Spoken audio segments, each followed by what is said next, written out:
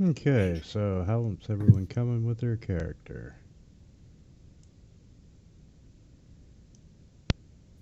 Head R here. I'm done. I'm done with Terran. Tell you what, if you got a little window that popped open, if you'll just check it. Indeed.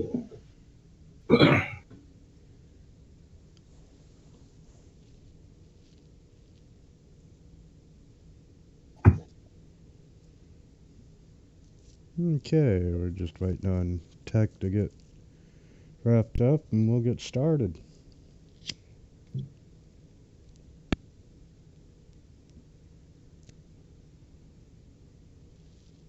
Yeah, momentarily. Not a problem.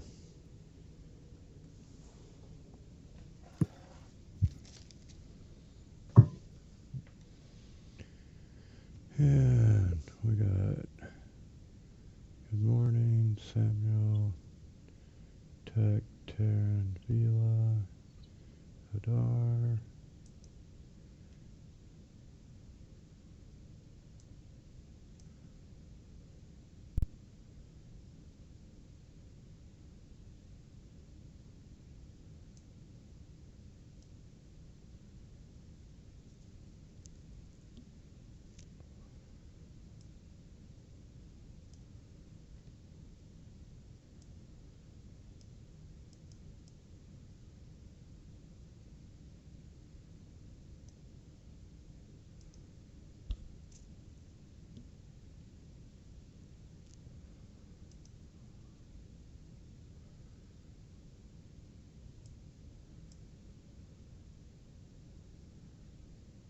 And I believe we were doing full HP for the start out, right?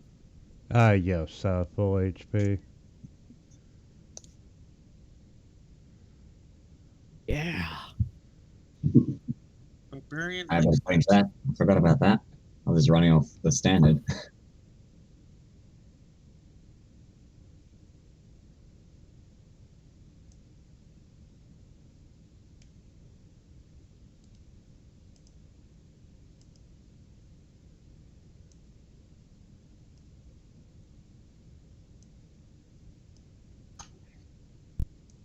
All right, I'm ready.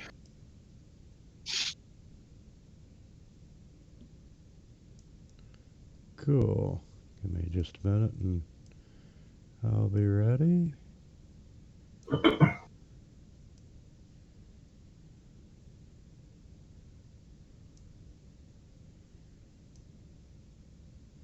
Six people on the map, 6 people in the combat tracker, 6 in the party sheet.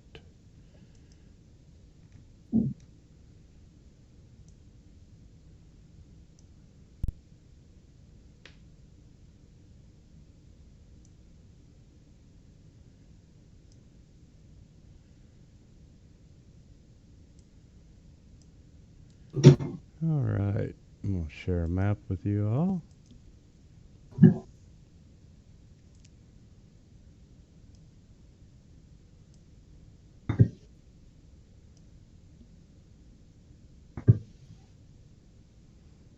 And if you zoom in toward the big hole in the middle, you'll find yourself seated around the table. For the purpose of this adventure, we're going to assume that you all do already know one another. I'm just hitting giant red question mark on my end. Yeah, same. Same. Ah, There we go. Yeah. let's I didn't want try. to for a better table. Yep, just loaded. There we go. Yeah, it's a big map. Oh, there we go. Aha. Quick question. Yes. You remember the maximum HP? So that's just like if you have rolled a d8, it's straight 8, correct? Yes. 8 for Yeah. con. How do I change my maximum hit points? Just click on your maximum on your main tab of your character sheet, and you can type in what it should be. Okay. Thank you. Okay. Alright.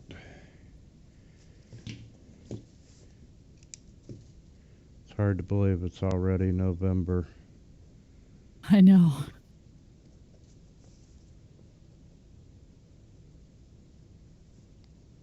Second Okay. over here.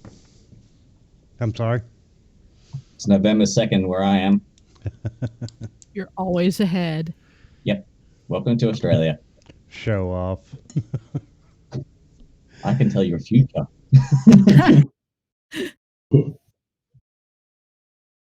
Send me those lotto numbers. Yeah. Nine, No nine, kidding. 2, 4, 7. Okay. At the start of this adventure, you're located in the town of Waterdeep. And you are at one of the most famous watering holes in Waterdeep, which is the Yawning Portal. And Durin, the barkeep, made a lot of money and was able to build the Yawning Portal from his adventuring into the Undermountain. And it's a vast underground cave complex. It's got, abandoned dungeons. It leads into there's a series of tunnels. You can go into the land of the Drow and so forth. And the big hole in the middle of the portal here is the shaft that they actually drop you down into Undermountain. And Doran charges a gold piece to drop down and a gold piece to come out. And some people come out, others don't. And it's a really common starting adventure place for most of the adventures that take place in Waterdeep. And we will just start right to left. And as I said, you all already know each other, so let's explain who you are and what your characters are. And Samuel, you can go first. All right. Good morning. Samuel of the Seven Hills. I'm a divination wizard. I was trained by my father before he passed away. I have a friend familiar of a hawk, and I call him Hercules. And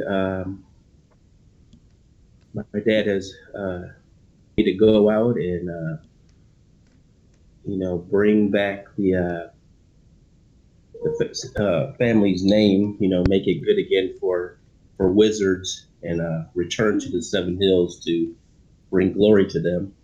I am dressed in black, just normal clothes, not necessarily robes, but black clothes with some black and silver mixed in, and I carry a staff that is also is black and silver with a silver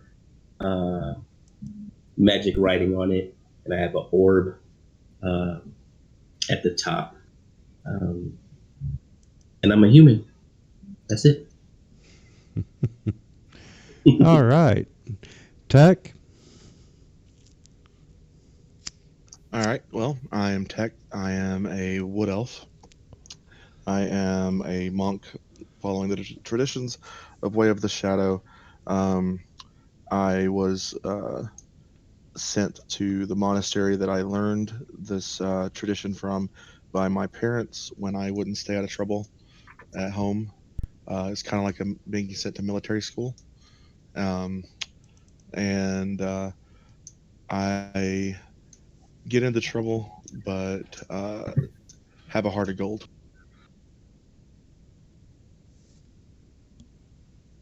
Okay. Good morning. So my character is Good Morning. The old-fashioned 60s radio voice? That's how he speaks. He's got this mysterious noise box that he has wrapped in his bag. He is quite quite like, the bird-like sort of aspect. Talks very well. He's got this mysterious box in his bag, which occasionally spatters out noise. You see him, that he's always attentive to this box. And he just says things that just don't make sense all the time, So that's he's very weird. He looks like genuinely like the little picture. He's like a little black crow. Cool. Taryn? Yep. Taryn Highgrove, a wood elf berger. Dab a little bit in sneaking around. Joined knighthood early on and is traveling around to gain some life experience. Oh, cool. And Vila? Vila is a bluish purple kobold who looks rather thin and is always very animated and gets angry very easily. She's got green gold eyes that when she goes into a rage, they turn orange red. And she likes to get into trouble. I think we're going to be very good friends. Aha. And Hadar?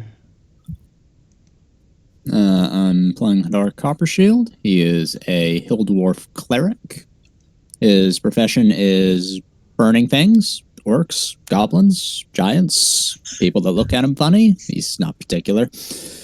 He enjoys long walks on the beach, ale, and the screams of his enemies. Yeah.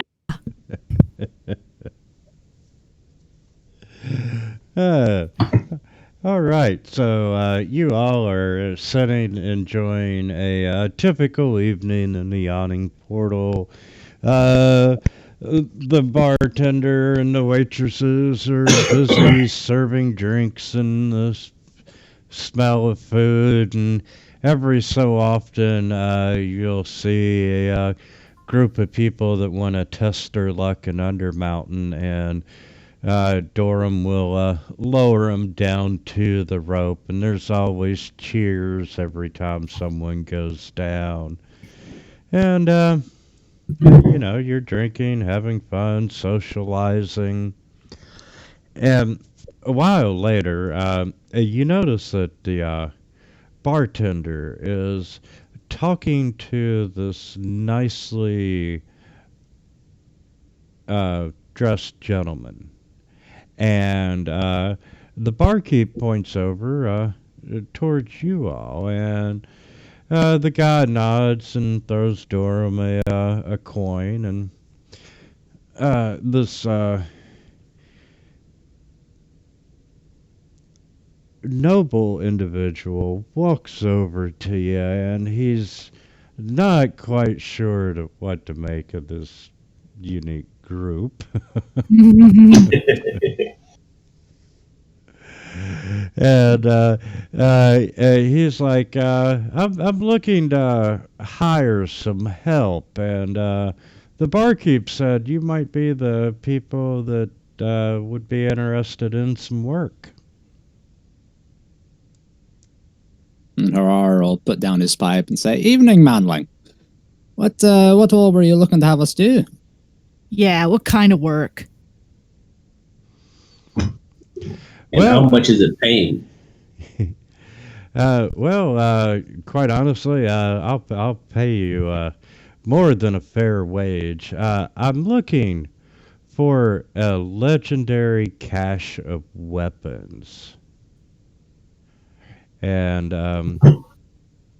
he's like, if you don't mind, I want to show you something. And he carefully reaches into his bag, and he's slowly pulling out this item that's wrapped in a blanket, and he unwraps it, and you can see that it's a broken longsword. And even though it's broken, you can tell that it's high quality. It's made of great steel, and really, other than being broken, it's one of the finest weapons that you've seen. And the Baron introduces himself as Baron Althon, and he's a local noble here in Waterdeep. And he come across this blade, and he points out the smith's mark on it, and he's like, "This is the mark of however you pronounce it, Durgadin." And he was a well-known blacksmith during his time, and eventually during the years, the fortress that he was a smith in was overrun. However, some people that he know come across this broken blade, and it was discovered on a rocky hill called the Stone Tooth. And, he's looking for information, and, he'll pay you 20 gold pieces each just for bringing back information about this dwarven complex. He'll pay you an additional 100 gold pieces per if you provide detailed maps. And any weapons that you recover, magical or otherwise, that bear the smith's mark, he is more than willing to pay for.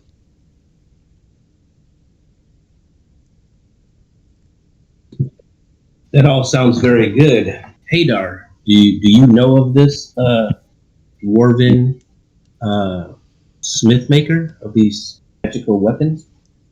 Yeah, hold on now. Let me think.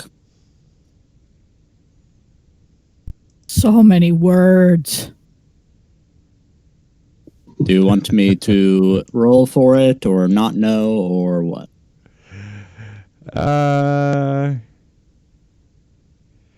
Yes. Actually, you don't have to roll. Being a dwarf, this would be part of your folklore. And, he was a master smith who forged blades of these surpassing quality and power. And centuries ago, his home was sacked by orcs.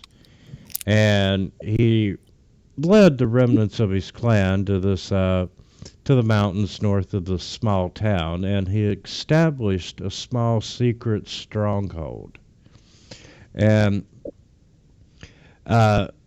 from his hidden location, he waged a decades-long vendetta against all the orcs until his enemies discovered the location of his fortress, and they laid a siege upon it, and eventually the dwarves lost. It's said that everyone perished, and much of the wealth was carried away by the conquering hordes of orcs. But, it's said that in the deepest and best hidden vaults and armories that, some of his extraordinary blades still wait in the darkness.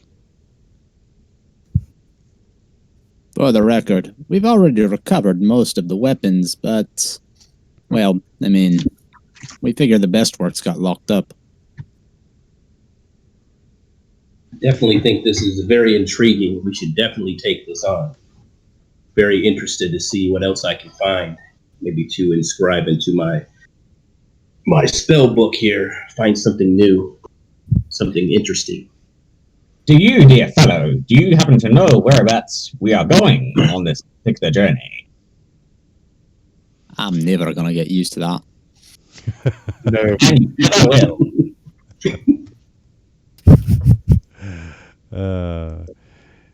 You're stuck with me for a very long time to come.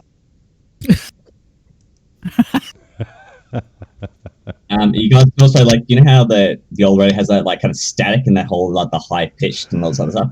He's saying that with his voice as well, but I can't do that. Dara's gonna motion for another ale. Okay. As long as I get to hit things. Yeah, Vila, we'll let you hit things. I want to Excellent. kill. And shrink down. There we go. And yes, the people that actually found the blade gave the Baron a simple map on where it's at, and you know that this area of town is just a couple of days out from Waterdeep. It's still coming up as a red question mark. Gotta give it a second, man. Oh, there we go. Yeah, Not far away. The Fantasy Grounds published modules, the majority of the maps are huge. Yeah, so they do take a while to load. So you have a you know the exact location of the town.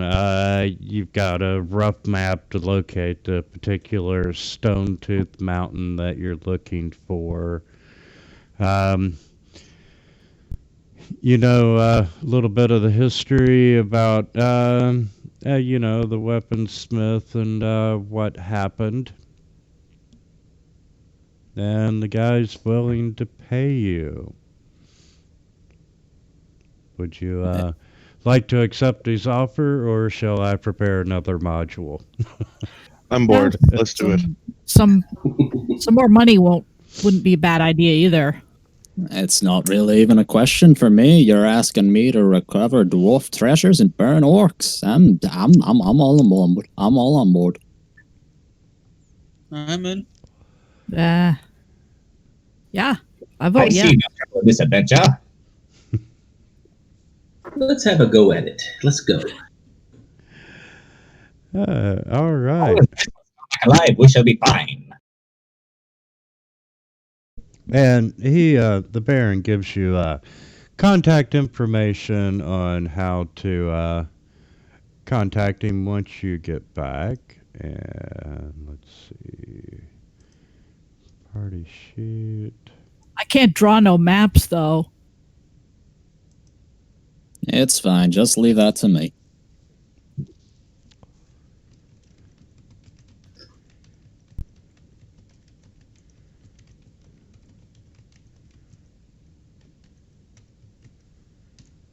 That'd be kind of cool if we could find some cool weapons, huh? Most definitely. Oh, yeah.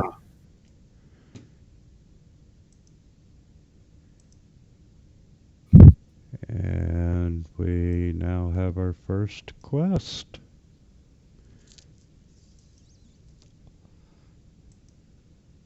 Yay! Yay! Watching, my dear fellow. How long will it take us to reach this particular destination? You've got at least a couple of days' journey out of Waterdeep.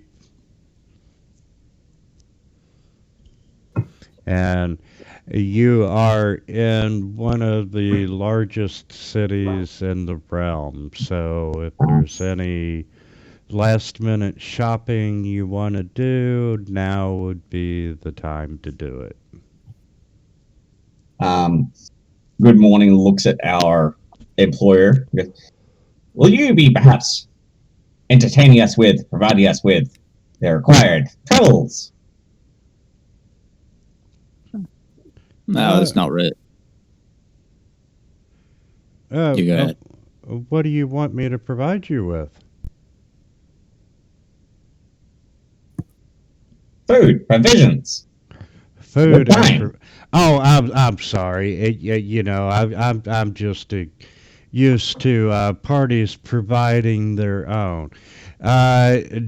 No, I won't provide food and provisions, but I'll give you a little money so you can go buy them on your own. That would be very helpful. That way you know for sure what you can get. And I got everything I need.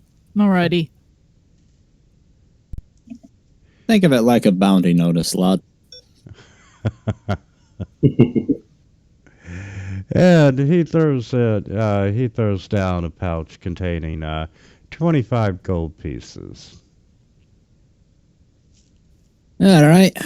Thank you, dear That's fellow. more than enough. You smart guys. He reminds you to make sure you get pen and paper so you can draw maps for him. Will do. Leave that to me. Okay, so yeah, we'll need to kit out before we head off.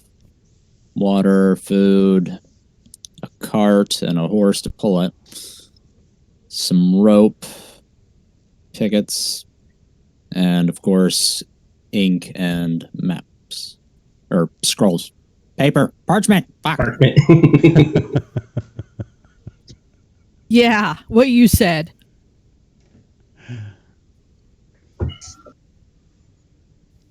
And we might want to get a big stick to carry with us.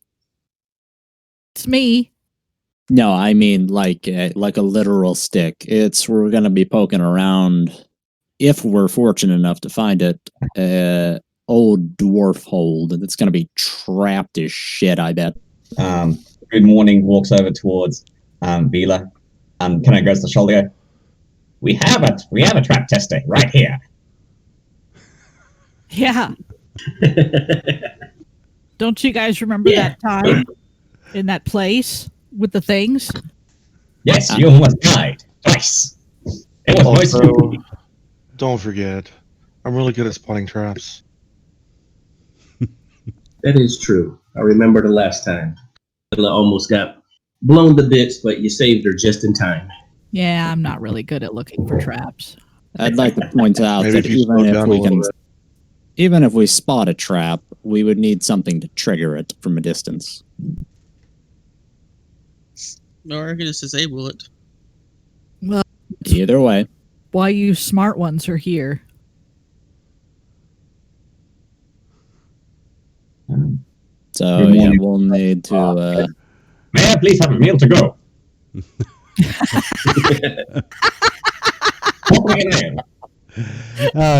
Yes, Dora just looks at you funny and he nods and... I have no idea why that was so funny, but it was. The voice. That would make a great animated cartoon. It really would. it's just unsettling. So we had about forward work. Here's on the radio. That'd work.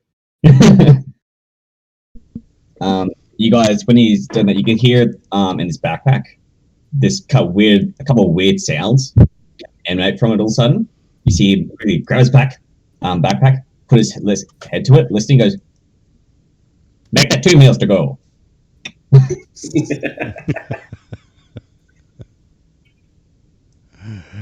Okay, you wanted rope, you wanted a pole, stick.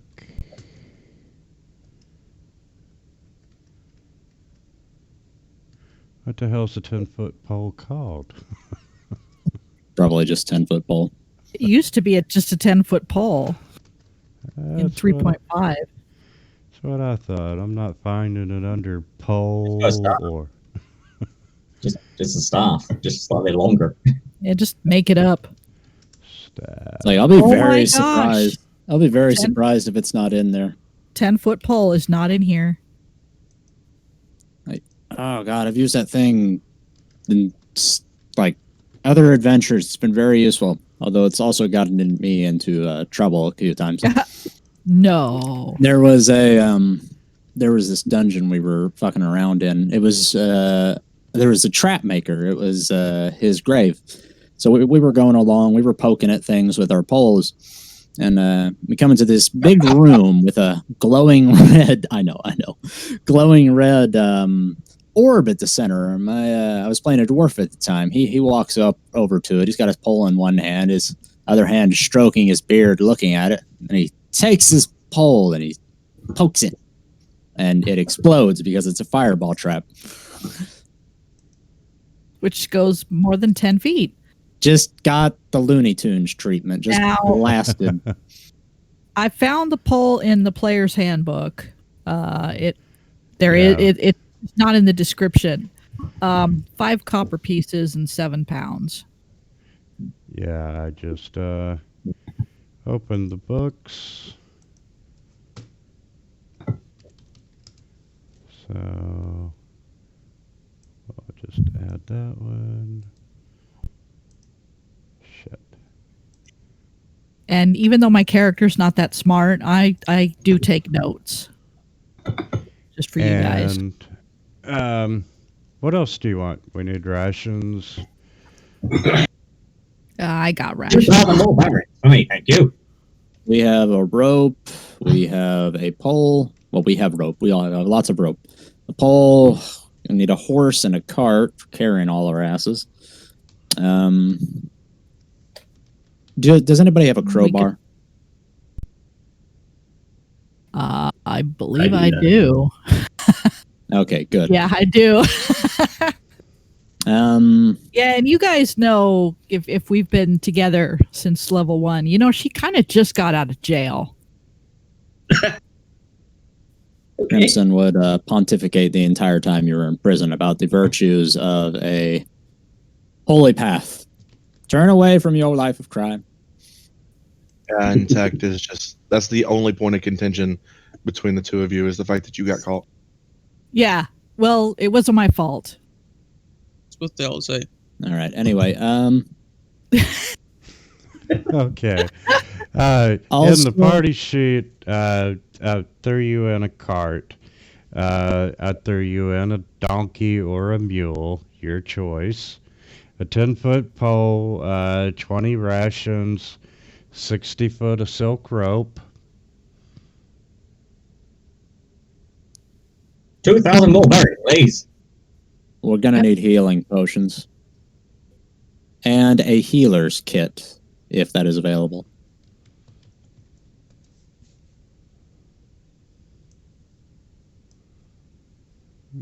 Okay. Definitely need a healer's kit. I have a feeling that I'm going to be picking everybody up more than once.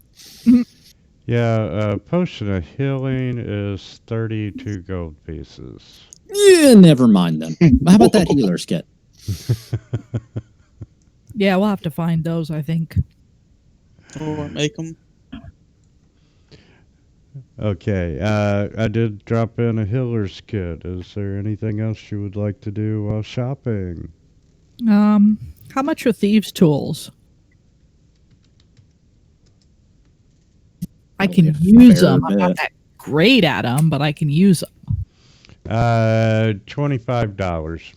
I'm sorry, Yeah. 25 gold pieces. Yeah, that's a lot. Yeah, Okay. I got a crowbar.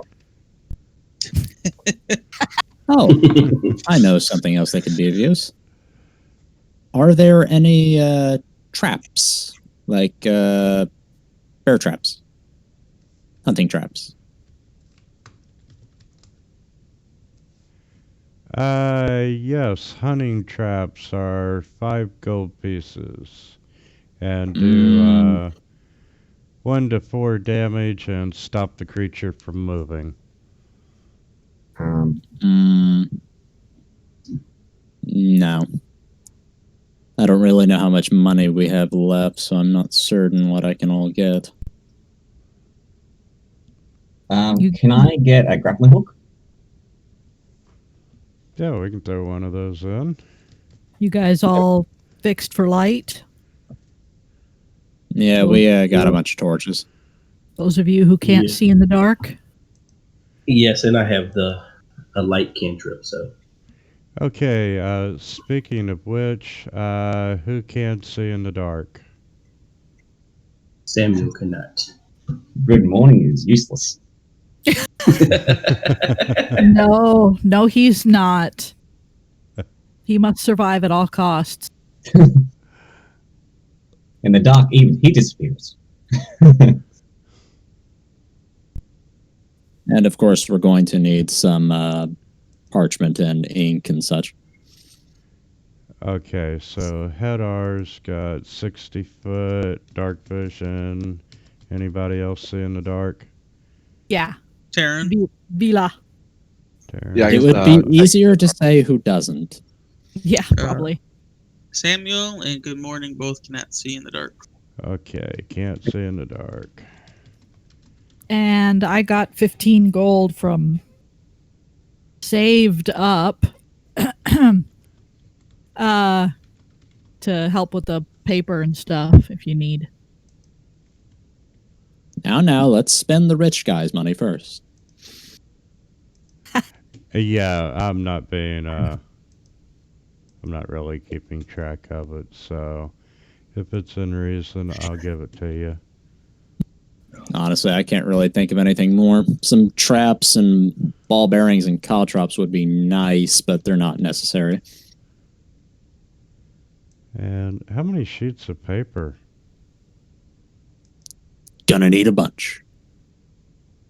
I assume we're going to be mapping out a path there and then the facility itself. 20. If this is a dwarf hold, it's probably going to be large. During all this planning, Good Morning starts mimicking Hadar's voice perfectly, and every word he says, a fraction of a second later, Good Morning repeats it. So it's just this weird echoing going on. Oh, that's creepy. Oh, that's not creepy. Let me tell you about what another King Fu and one of my other troops did. He would, whenever we killed someone, he would echo their dying screams back to them as they died. Oh my god. Creepy enough the first Wow. time. That's super dark. Yeah, so it can get pretty bad. I want to play a Kenku at some point, but it ain't going to be nothing like that. Anyway, I can't really think of anything else. Okay, we got a cart, we got a donkey, we got a grappling hook, a healer's kit, we got a 1 ounce bottle of ink, we have an ink pen, 20 sheets of paper, a 10-foot pole, 20 rations, 1 rope, and I think we should get a compass just so we don't get lost. Again. That That sounds happened pretty one bad. time, I'm going to throw and in I apologize for that. 3 water skins and a compass. And the dwarf is going to pay for it all. Shut up. You got guys wrong. Wow. No offense, Hader.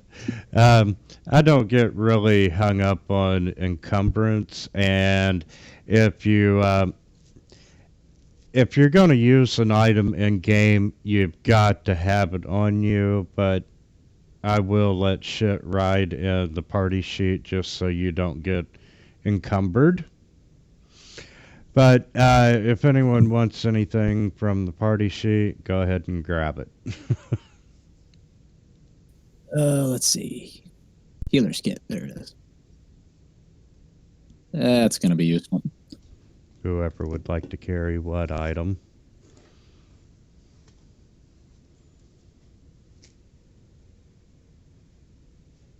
And most of this stuff could just stay in the cart with the donkey. Yeah. Yeah.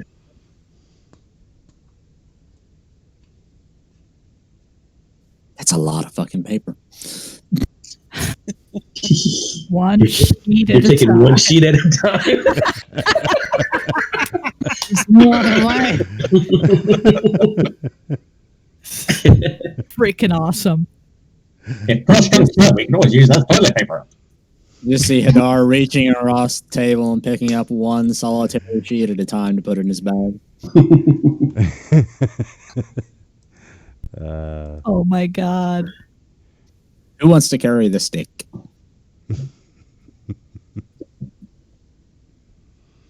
That would not be I.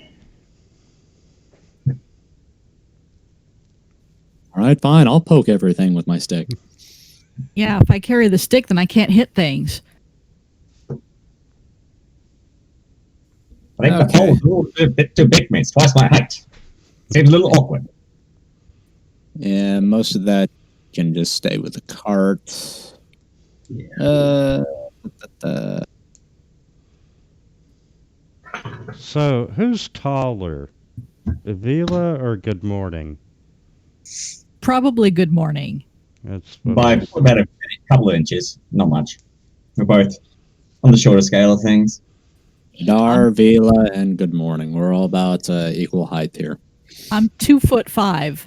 Maybe not equal height. Um, We Good can morning. literally punch you like a football. Mm-hmm. Well, I'm wondering if you can hop on Good Morning's back and hold the 10-foot pole, and it can be like mounted combat, and you got your lance. There's a character I want to play Oh, one time.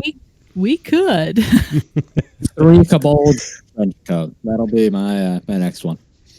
Good morning's just over about a meter high, anyway. Yeah. So, Okay. Anyway, I think we're all good.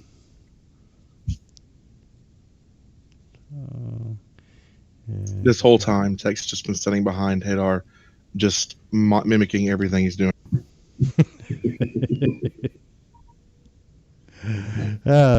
Okay, so you went shopping, you've got your supplies, just to make sure everyone's reset. We'll start with a long rest. And you all head out first thing in the next morning, and you take turns riding in the cart so you're not overworking the poor donkey that you just bought. during the travels, good morning. So, question to all. How many days before this all goes south?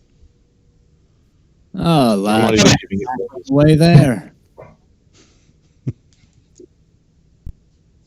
I'll bet a silver that it goes south within the first 6 hours. Honestly, And that's not very good. We all know it's going to happen. It does every time. That is most entertaining.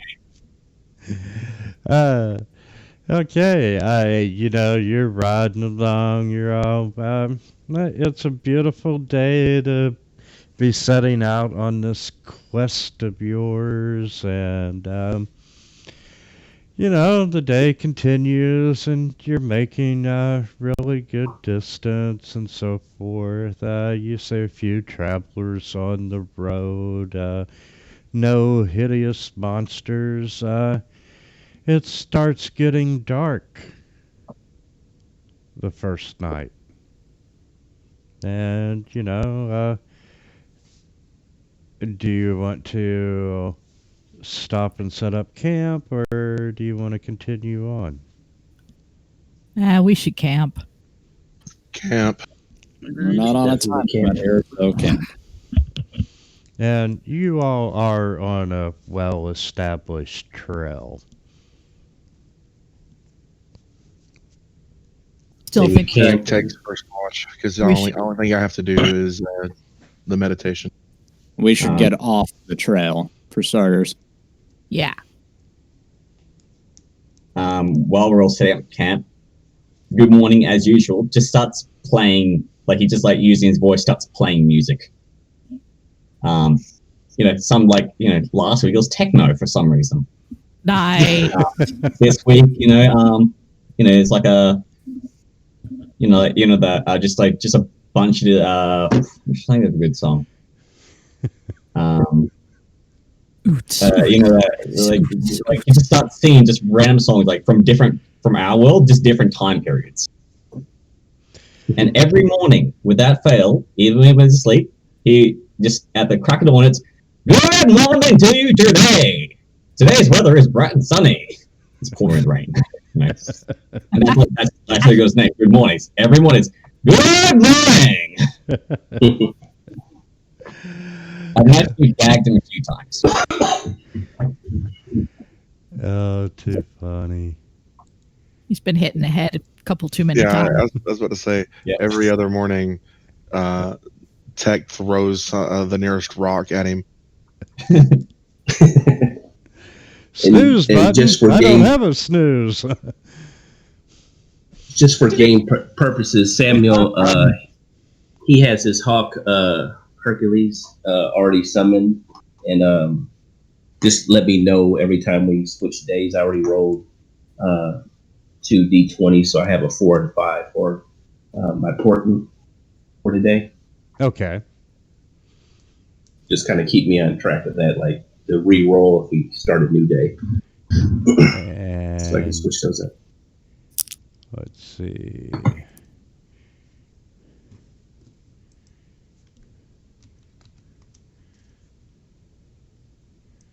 That is a hawk. And whose familiar is that? Samuel's. Thank you.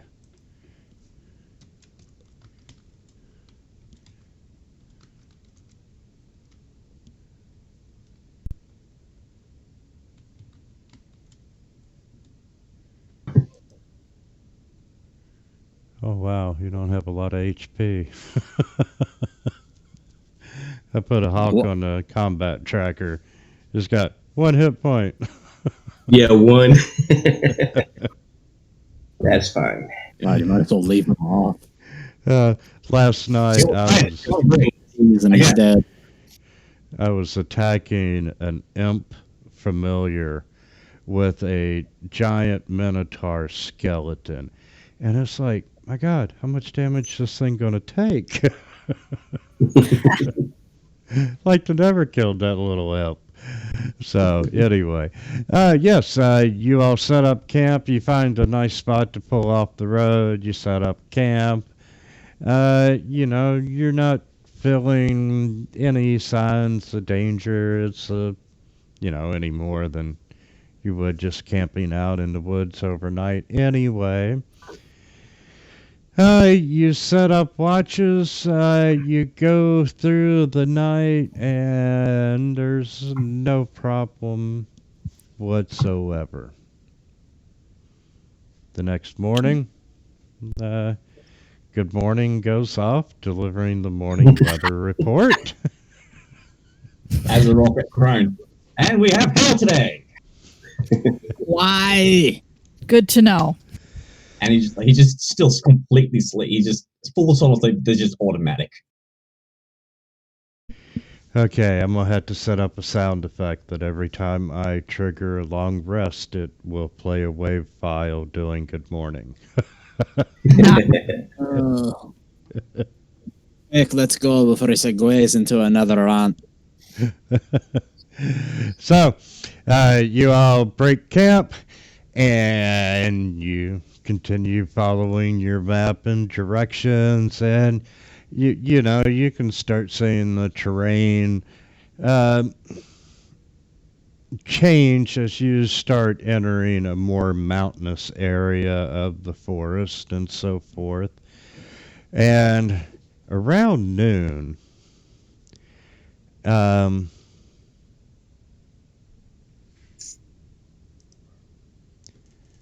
Will be my 2 numbers for today.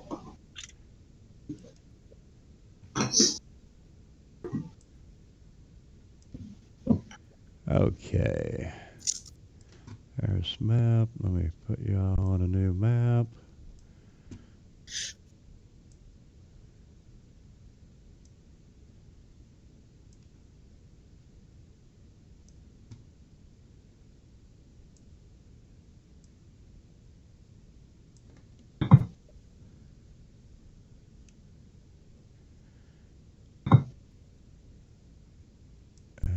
Vila and Hadar.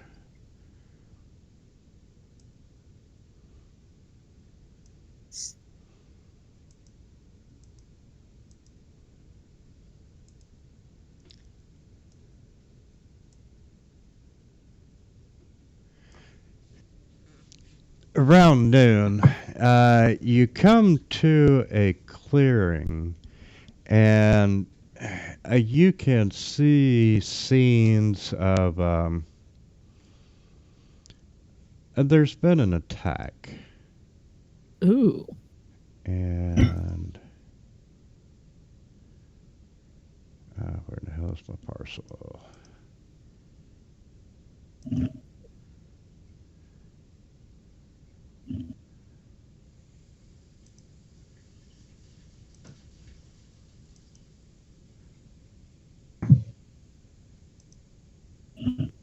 Okay, come on, come on.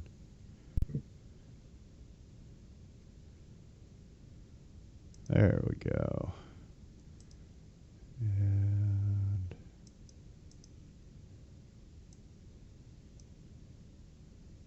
add it there. But you come upon a clearing, and you can see that a wagon has been ambushed, and there are a couple of dead bodies on the ground.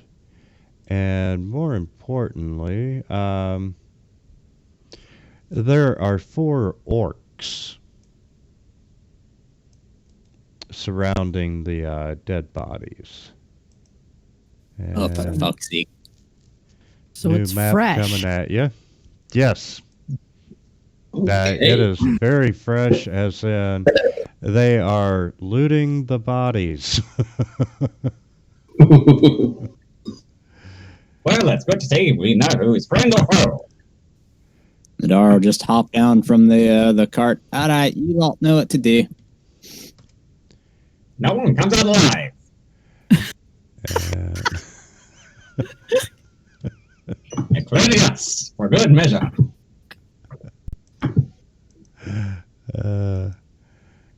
damn. Then the voice changes like,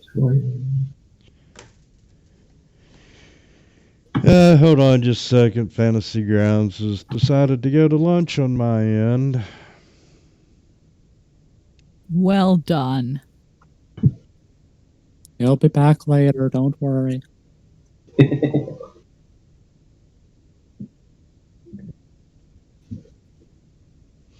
And it's back. So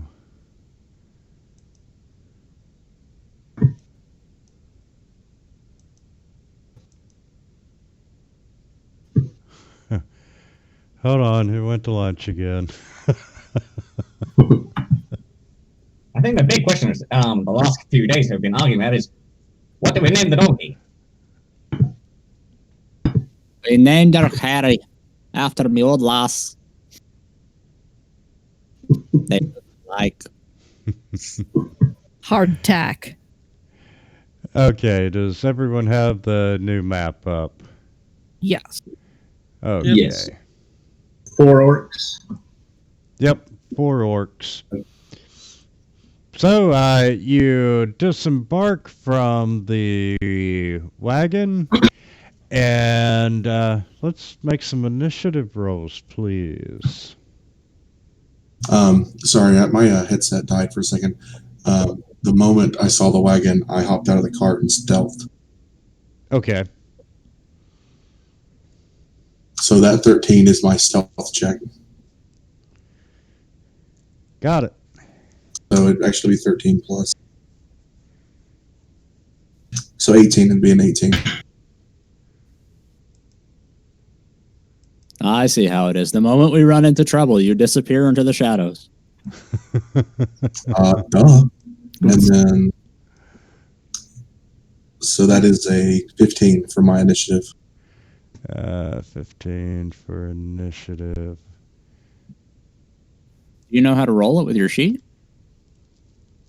I do now.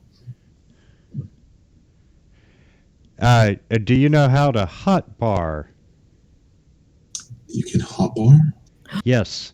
Yeah. I do now. Yeah, down at the down at the bottom, you got 12 blocks across the Yeah. screen. Just drag that dice that you would click for the initiative and just drag it down to the hot bar, and then you can F1, F2. Yeah, for some reason I thought those were almost like grid coordinates, like attack at C13, you know? I had no idea what they were even for in the first place. So And they do work with the Alt, Control, and Shift keys, so you got, what, 48 keys or 48 things that you can hotkey. That's However, fantastic. if you do hotkey something that's going to change when you level up, you have to redo your hotkey. They do not automatically level up. You know, like you get an extra dice damage when you go from level 2 to level 3. It does not automatically calculate the hot bars. So, Okay, so do you want to let that 10 that I rolled be the my initiative, or the 15? I did the 12 plus 3. yeah, we'll go with 15 first time. Thank you very much. Not a Is there any- problem. Is there any way I can roll initiative for my hawk? Or do I just roll a 20 and then type it in? Yeah, just go ahead and roll a 20. Let me know what it is. Or I'll see what it is. His dexterity is +3, so I'm rolling +3. Angry Hawk. Yes, get in there. Ooh. I think that's the same as mine. Was that 22?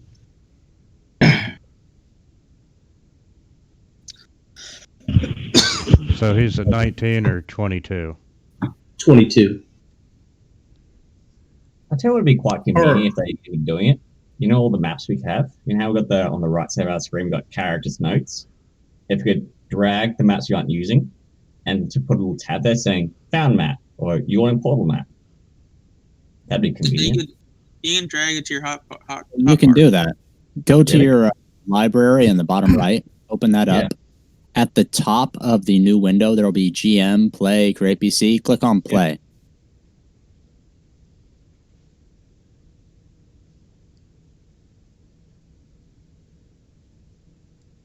And then you can just hit the map button anytime you want. It'll be hidden in this mess, though. Or just grab the circle upper top left corner and drag that to the one of the hot buttons. Then you can always pop up that specific map. Ah, okay, that works. Thank you. Everybody's a lot of cloud. All right. Well, let's get started. And the hawk is first. All right. 6.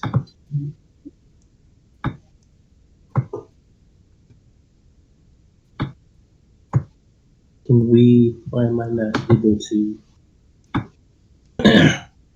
How do we move our characters? Are we locked or? Yes, you are locked. See if you can move the hawk. You just Okay. either you grab the token and you drag it to where you want to go, or you can click on it and then move with your arrow keys. Hercules will go right here. 60 feet of flight. And then do what? And then I approve the move. Oh, okay. And he's going to utilize the help action. And that'll be it for him. I always knew you would betray us. Helping the Basics. orcs. Help orc. Yeah, help the orc. Alfred Hitchcock's The Birds. That will be in for him. You don't have an effect for him. Help gets what? Disadvantage on that particular one, right? Well, I gain advantage, like if I'm attacking it.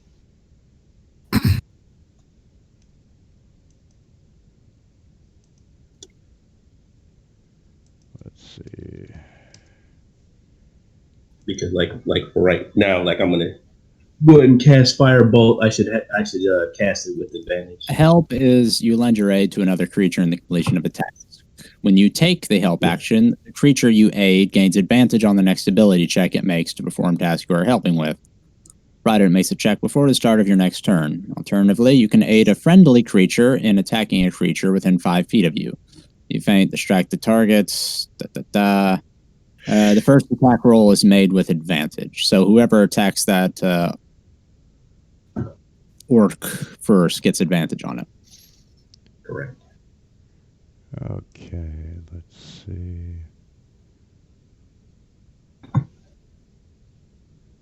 Excavating rod steps.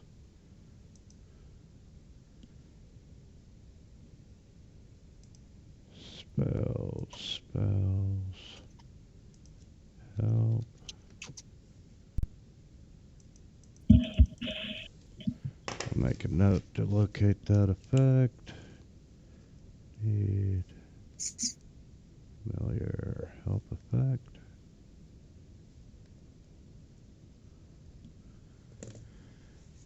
And you did that on 10. Number 10, yes.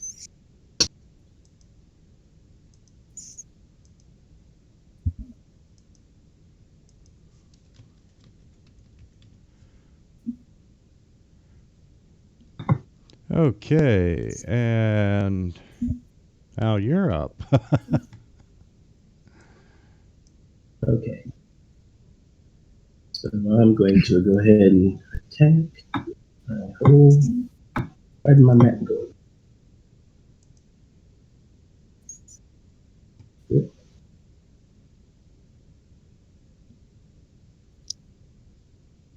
It's shift click. Is that how you target? This is a Control little bit click. different. Control Control click. Control. Okay. Or you can just drag and drop the stuff onto the token or the combat tracker.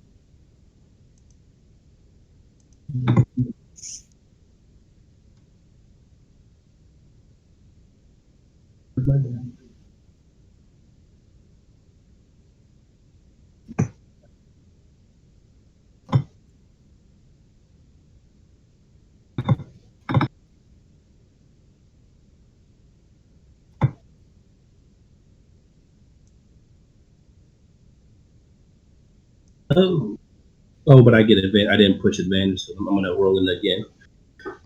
Oh, yeah, not a problem. Oh, and then I hit. Nice.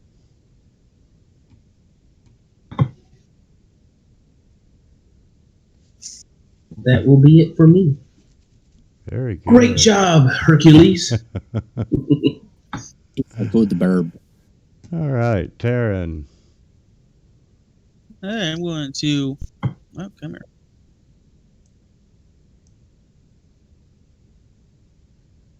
Run over there. I'm going to hide. Maybe. Hiding.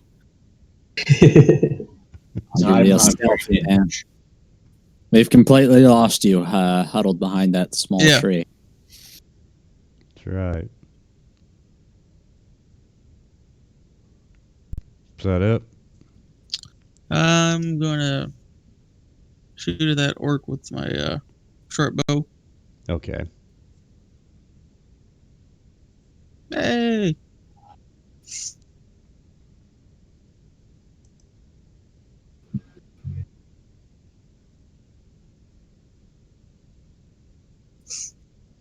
Yeah, that's my turn.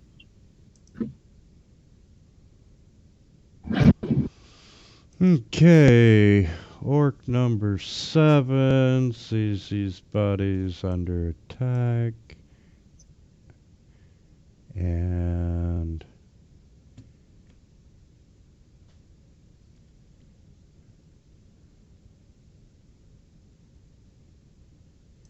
He's going to do a dash.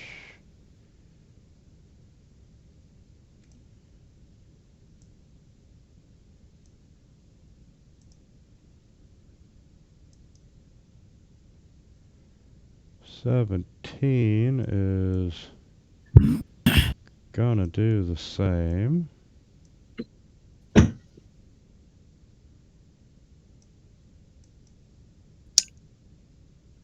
And Tech, you're up. All right, I'm gonna change my movement then. Slow down, young man. All right, so I'm gonna move up just to get behind Orc 17.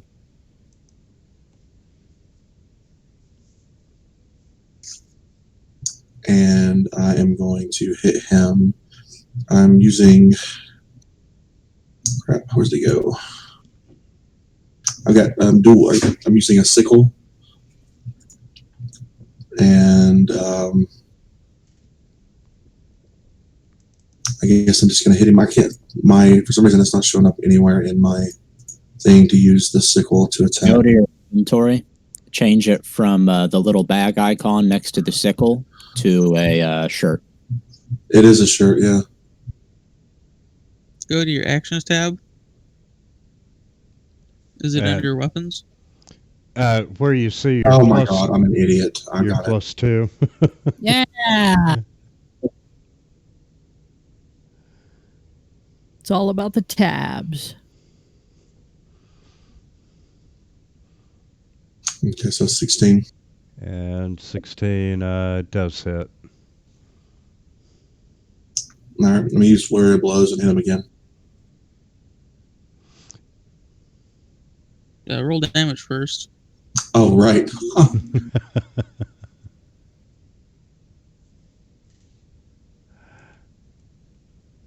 getting excited. And yeah, the 12 missed.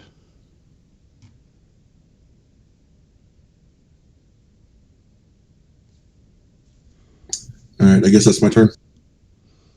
Well, you get 2 flurry of blows punches. Oh, If you do flurry of blows, it burns a key point though. that's fine. I got 3 of them. Nothing else to use them on.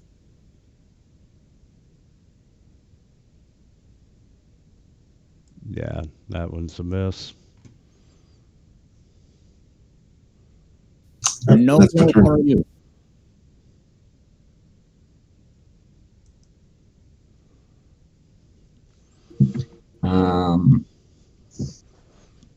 I'm going to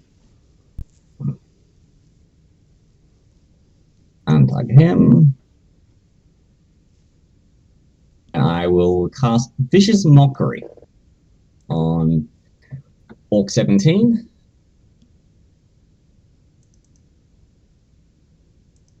Okay.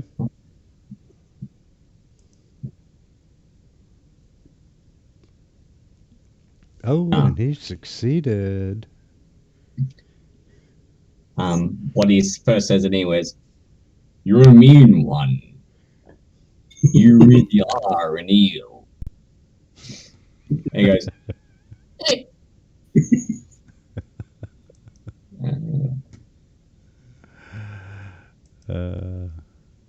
Yep, and that's my turn. Okay. All right, let's see.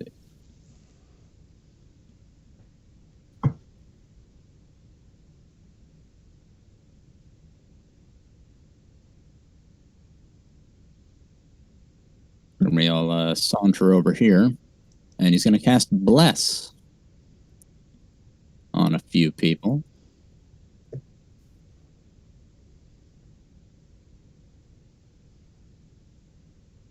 Let's see. Vela attacked Terran and...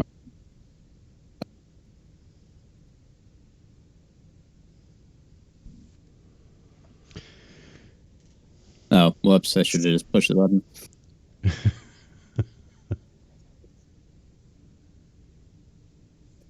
There we go. And then with his bonus action, he'll cast Shield of Faith on himself. And that'll be his turn. Okay. Orc 10.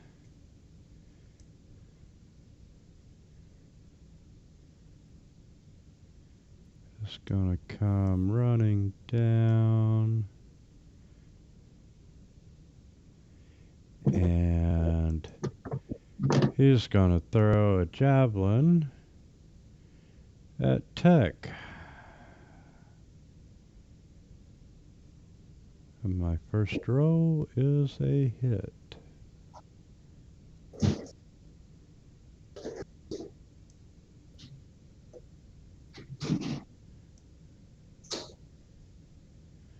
As you've got that javelin sticking out of your back. And Vila. Yeah. Orcs killed these dwarves. Were trying to find their place, so good idea to kill them. I'd like to take a swing with my great sword on number 17. Okay, if you're 2.5 foot, would a great sword be a normal sword? It's large for me. Sword, and you just use the momentum and just drop it. Whack. I do debilitating wounds on knees and calves and Achilles. Got a bite attack too. Yeah, literally an ankle biter. Your sword is called Great Sword.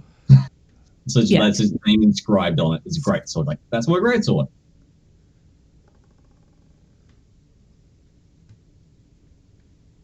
And bonus action, I would like to rage. Probably should have did that before you Should have done that Yep. before, but yeah. Science Face 2020.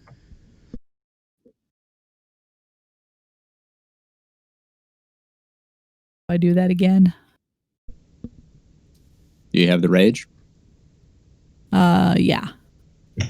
Go ahead and put it on yourself.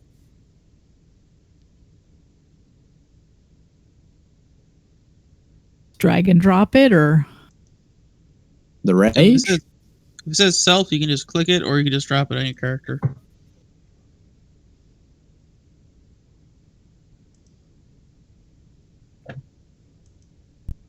under abilities, or wait, no, that's right. We're It's looking under at actions. Yeah, Did you click- create? I don't think rage actually has a effect created for it. You have to make it from scratch. Rob 2 should have one. Yeah. Vila. And you have no rage. I'm all about the rage. Right? And shit. Spells. Do you need to know what the formula is for it? No, I just gotta find that's a class feature. Spells. Rage.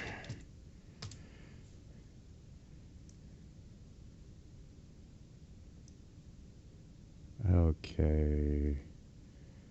Class feats.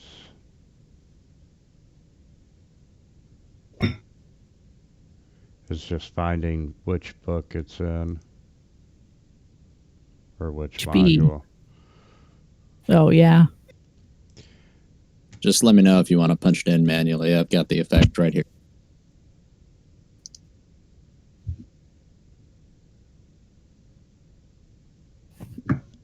Yeah, if you want to tell me what it is.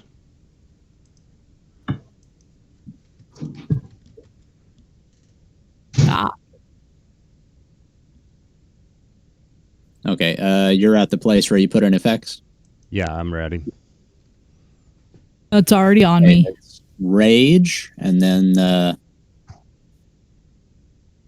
like here, I can write it out, and you can just copy it.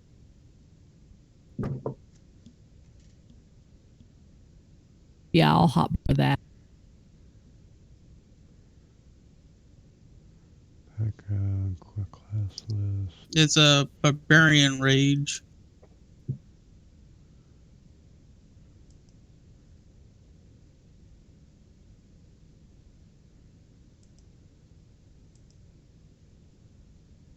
You're level 3. What's your bonus damage? Is it 2 or what? Yeah, 2.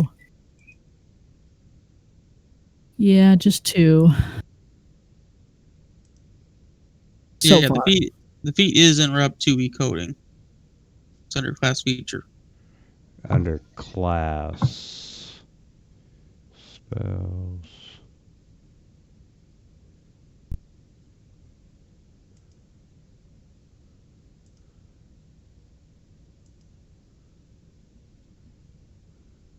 That's the effect. And of course, it has a 1-minute duration, and it targets the self. And All right. okay, back to Vila, and let's add. You'll need to go in and rage. the damage whenever you level up. Yeah.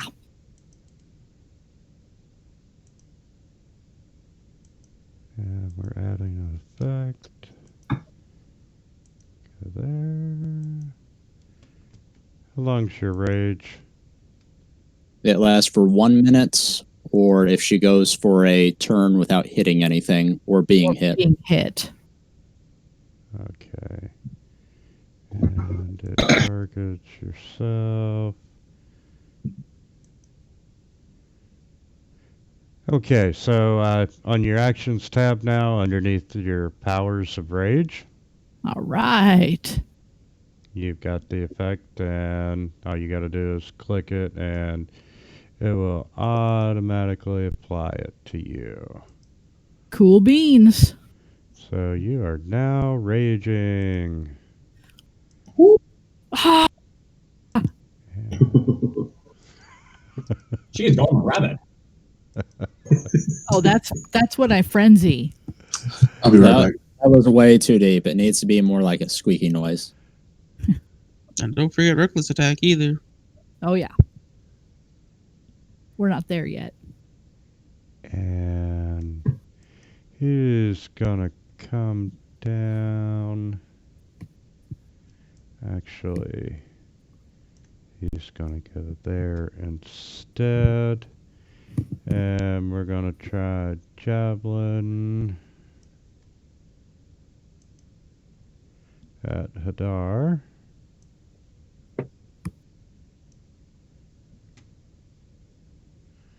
And that missed by a mile. Okay, and the hawk is up. All right, Hercules, move. You're there. Flicks away the javelin with speed. And he's helping again, so he's done.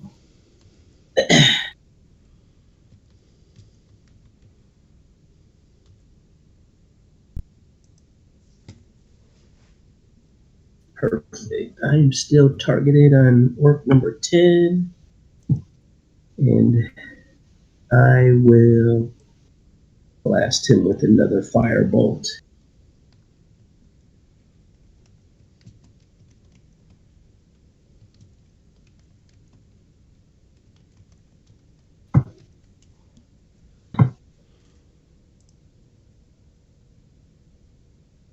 And I am going to... I'll just stay put. I won't move. I'm done. Okay.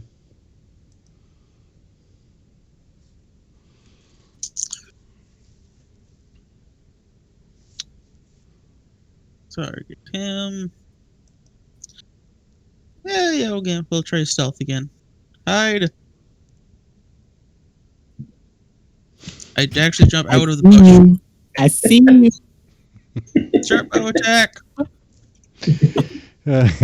You fell out of the tree. What do you me, or don't need to hold on to stay in the tree? Because I got an ally within 5 feet of him. Sneak attack. Got to hide your butt. And it's my turn.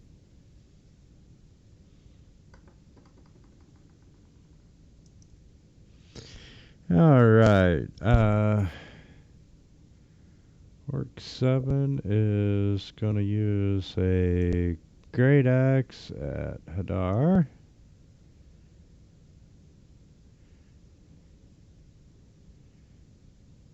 And that sucked very much.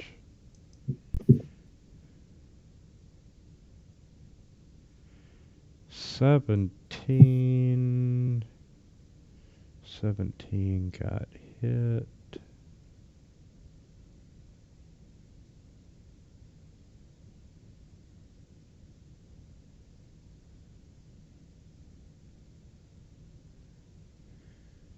By Vila.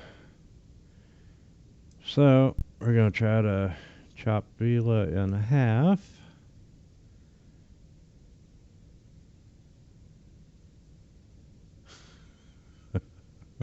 The advantages of being small. Absolutely. All right, Tech, you're up.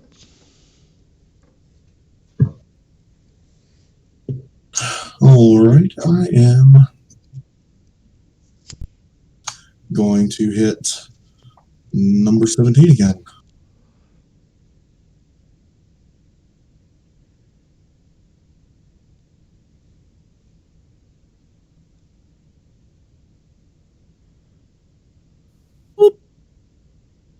Yes. Boy. Sure do wish you had rolled that on him. Say what? You just keep rolling in the wild. Yeah, you can drag your dice over and drop it right on your target. Yeah. And then it does everything. There you go. Now roll your damage. Okay. We need to make a group decision. Would you all like to play with the critical hit and fumble tables turned on or turned off? That has simultaneously made my day and fucked me in many a game. Right, yeah. What is bumble tables? Okay, like I've got them turned on, but they don't automatically apply. But when you made your critical hit right there, it automatically rolled a dice, a d20 on a lookup table. And what your critical hit did was you actually hit the knee of that orc. And you cut the target's leg off at the knee. And the orc has fallen prone, and his movement is reduced to 1/4 speed. Now, Holy crap. the other side of this, if we get with a crit, then that shit can happen to us. Yes, I voted no for the fumble. I once had a dwarven barbarian who went through life missing most of his toes, his fingers, his ear. He was missing a lot of body parts by the midpoint of the campaign. Yeah, it's just too brutal, I think. Yeah, I'm going to go with a no. I would just rather do the critical. To give you an example of a fumble, you lost your balance. You have butterfingers. You have thrown your weapon 1 to 4 squares in a random direction. You pulled a muscle, so you're weakened. You had bad aim. I think there's a lot of ways this can go bad for us anyway. You critically hit an ally with a basic attack. Oh boy. That's a bad one. Or you critically hit yourself with the same attack you fumbled with. Oh dear God. Just kind So, of jerk your crossbow down and put yourself in the foot. we will not use crit tables. So, anything else you'd like to do, Tech? Is he still living? Yes, he is alive. I've got another key point. I'll spend do a flurry of blows.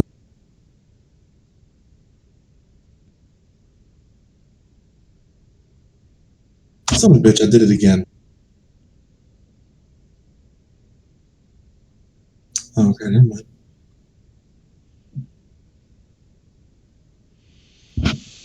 Yeah, that did hit.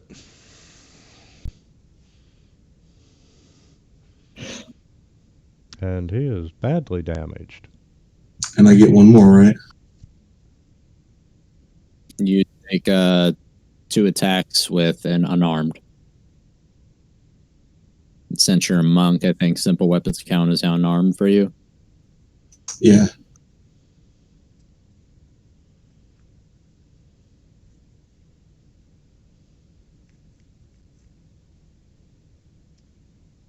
Pow. Pow! Right in the kisser. Ha ha ha. That is my line. How do you like me now?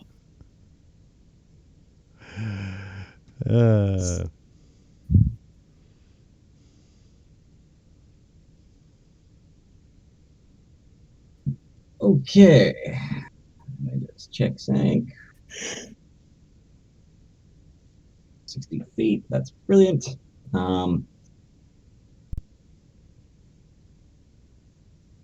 You say good morning is going to cast Dissonant Whispers on Orc 10. Let's see if he fails.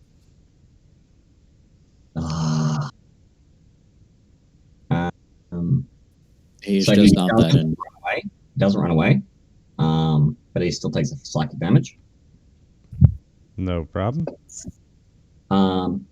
He starts hearing Christmas songs in his head. Oh. Oh, God. Falls to the ground screaming. Jesus Christ. You killed him with Christmas. Wow. I'm just going, oh shit. Looks at the other one saying, you're next. How's that for Christmas cheer? Love it.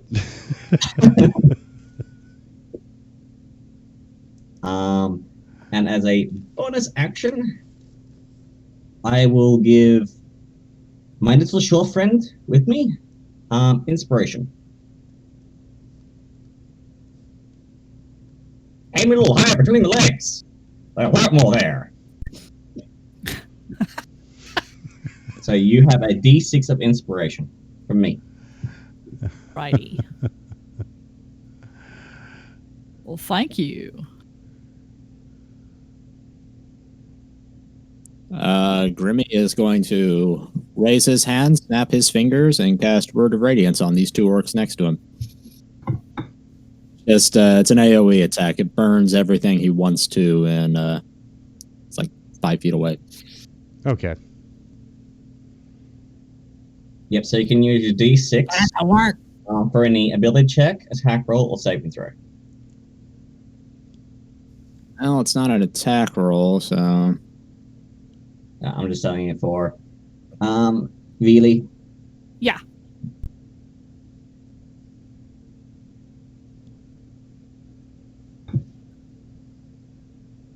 Forget, does that do... I must succeed on attack. Okay, it doesn't do anything on a success.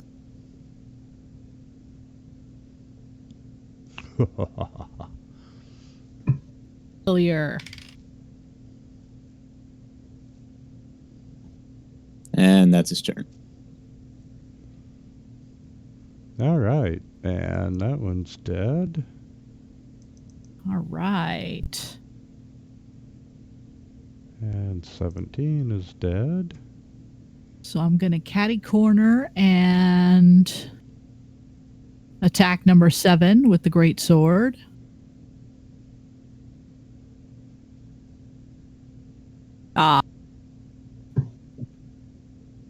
Womp, womp, womp.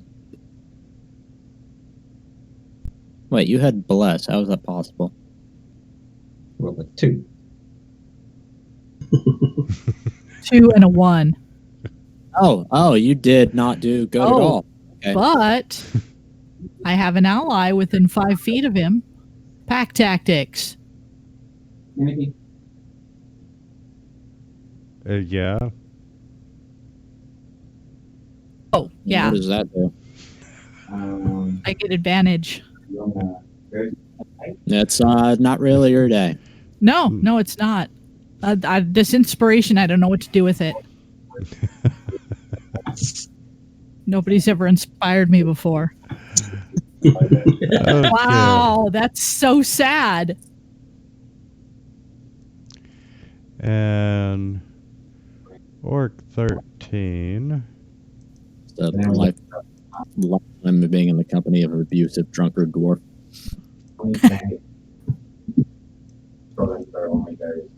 My goals to slightly myself.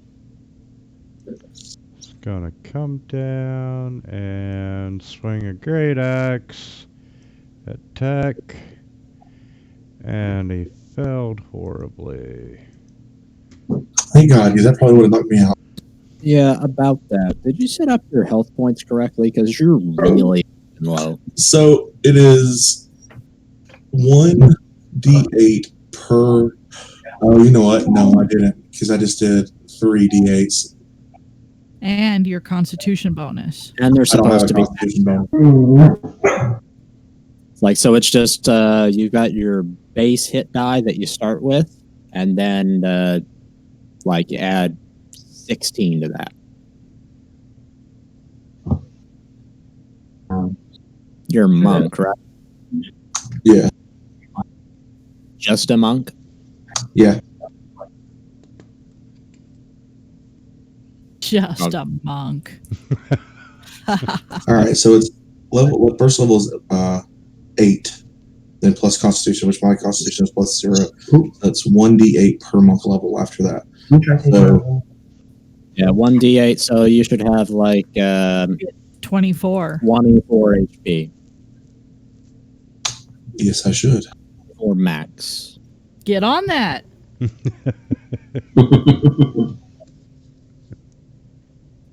Do you know how to change it?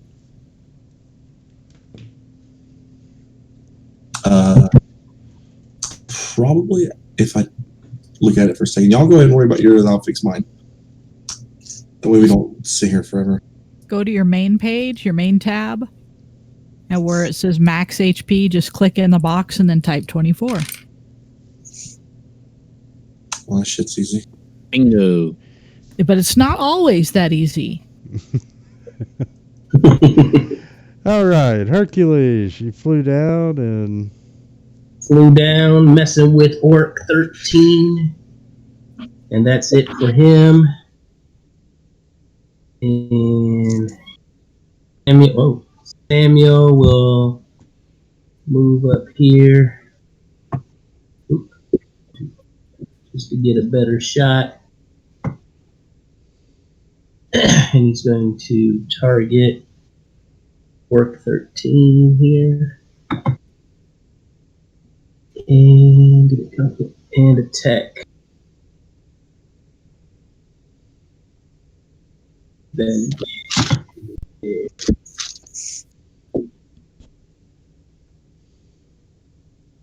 a hit. Firebolt coming through. Watch your back. Pew, pew, pew. And that'll be it for me. Just sails over my head.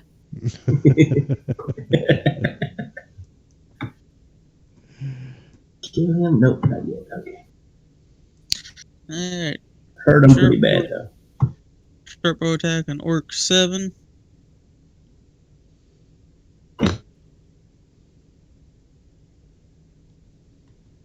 Sneak attack.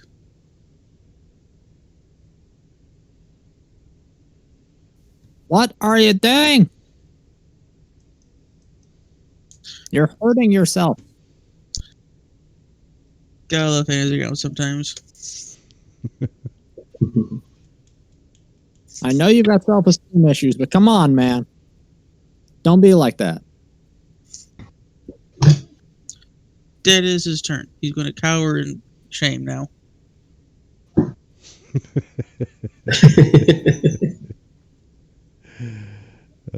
Too funny.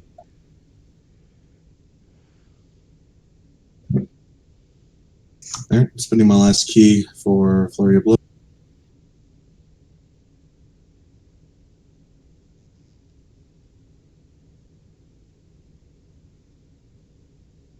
And then we immediately get attacked by another orc party.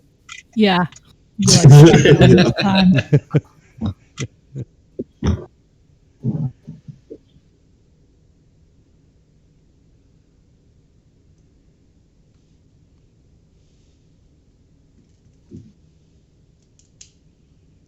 Yeah, he is dead. All right. And that is it on the combat tracker. And you all have survived your first encounter.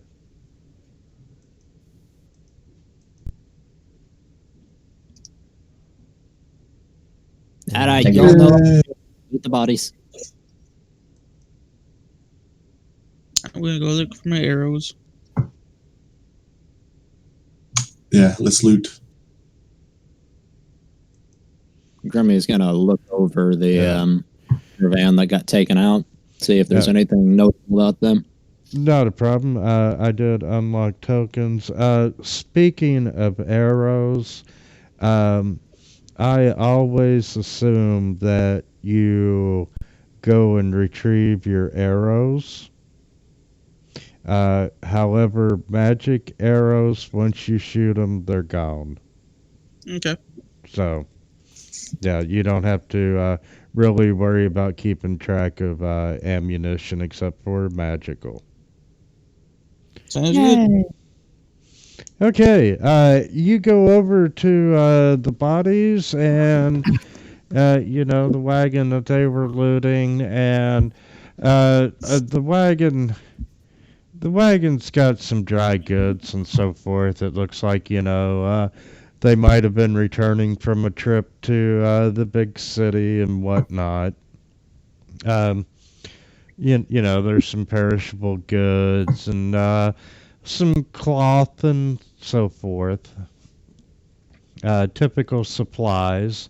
The young couple is very much dead. The orcs showed no mercy at all. And if you want to loot the bodies, you find about 10 gold pieces if you do. Good morning moves the orc bodies into awkward and sexual positions. Oh my. Yeah, just move like go, okay, bum up in the air, this one there, that one there. That looks very entertaining. Walks off. Why, lad? Oh, for fuck's sake!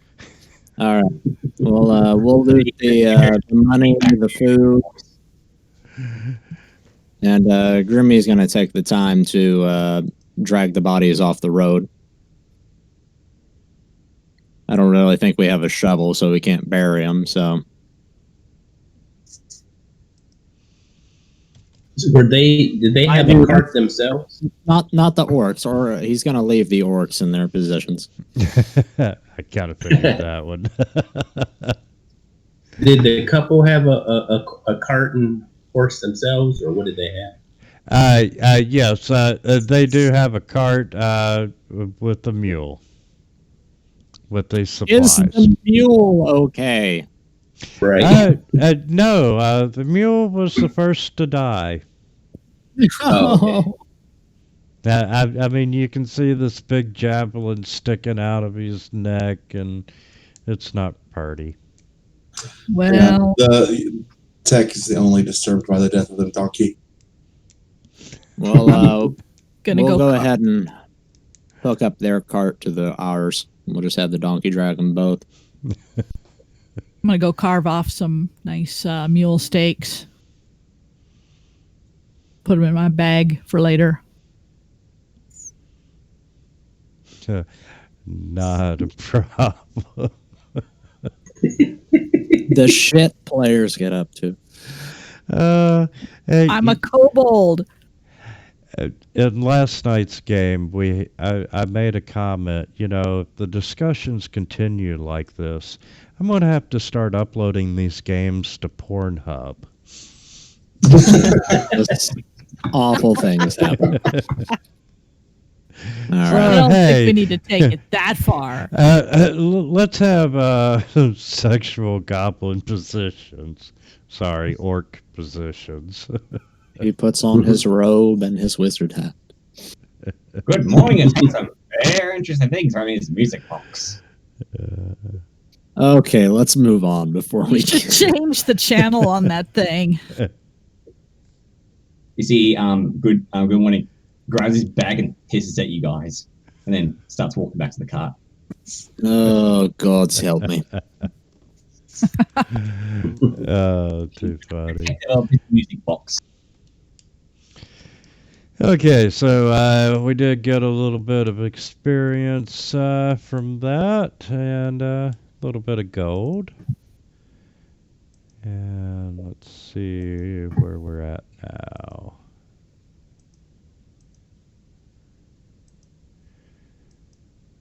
After you deal with the young couple's bodies and so forth, shit, didn't mean to close that.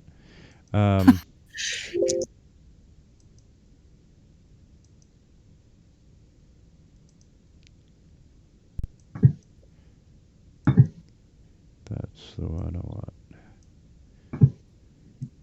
He's got one. I just put up on the Discord. He has one of these in his backpack. Nice. Very, very, very protective of it. And that's the thing that produces just this weird, like, static every now and then. Love it. Okay. Okay. You're continuing down the trail and so forth, and eventually, the forest starts getting a little less dense, and the trees are thinning out, and you round the turn, and you've come to Blassendale, and it's a small mining town on the northern frontier. And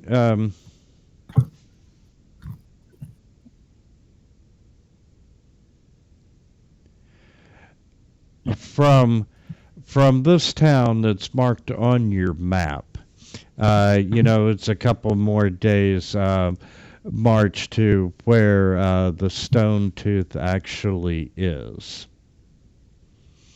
But this is a small mining town. Let's see.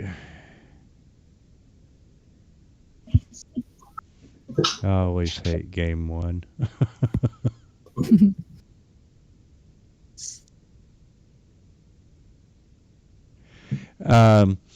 Since you've already got supplies, you continue traveling through the mining town. And you pass through these brooding pine forests and these deep vales, and from where you stand now, you can catch sight of this tall, steep hill that rises to a prominent bare knob of rock, and it's the Stone Tooth. And you can see a thin spire of smoke rising from some unseen point high on the hill's slope. And you can make out a steep, narrow road or track that runs back and forth across the face of the mountainside. And here is a map to your surroundings and so forth, and we put a token on there so you know where you're at. And letter. How much you lads want to bet that the orcs have set up shop in the Dwarfold? I've already come across some. That's my thought. Good Morning walks up and starts patting Hercules. I think we should send our little friend over here to do the scouting. Wouldn't you say? Definitely Aye. so. We're still they're- a couple of days out. And then he just walks up to Tex. Always send this fellow. If they're comfortable enough to be sending up smoke like that, then they got to be set in pretty nice. We'll need to be careful on the approach. Very careful. I just look over at the Kinkyo and I'm like, "You have wings. Why don't you get up there and do it yourself?" I don't not have wings. Don't be daft, lad. I flap as well as the turtle. You see him hold up his hands, and he doesn't have wings. He's just got like feathers on his elbows.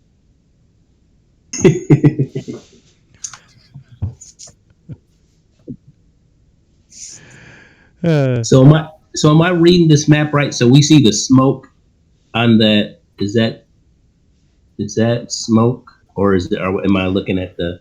Okay, Yes, right there. that is smoke. Okay. And then in the center of the map is the actual stone-toothed rock. Okay. And And about how far away are we from the smoke?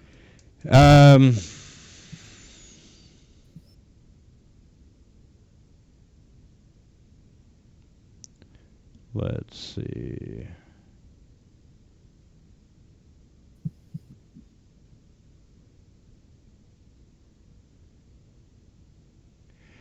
Right now, let's skip the time travel and put you close enough to the mountain. You're probably roughly a mile, 2 miles away. I mean, you're at the base of the mountain looking up, and you can see the smoke rising through the trees.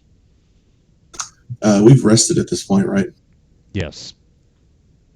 All right. So just as a response to the not have feathers and trying to put me out there as bait, Tech takes a few steps away from Good Morning and then casts darkness on him. Oh no! Where did I go? I cannot say a thing. Help me, God! Help me! Help me! Help me! Help me! Help me!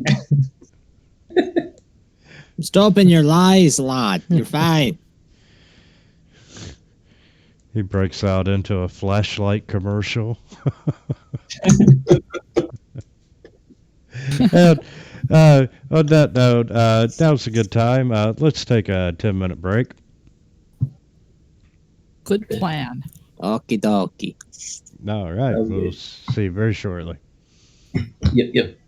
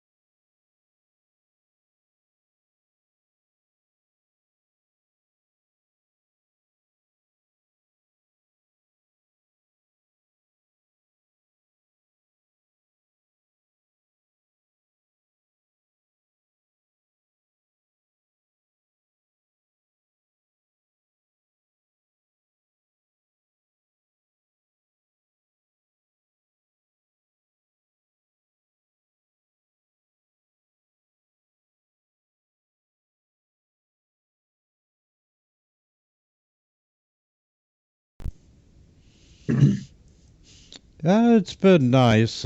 Starting to get cold in the nights now. We had our first freeze warning the other day. We got snow up here in Michigan. Better you than me. All right, that's what have right. I missed?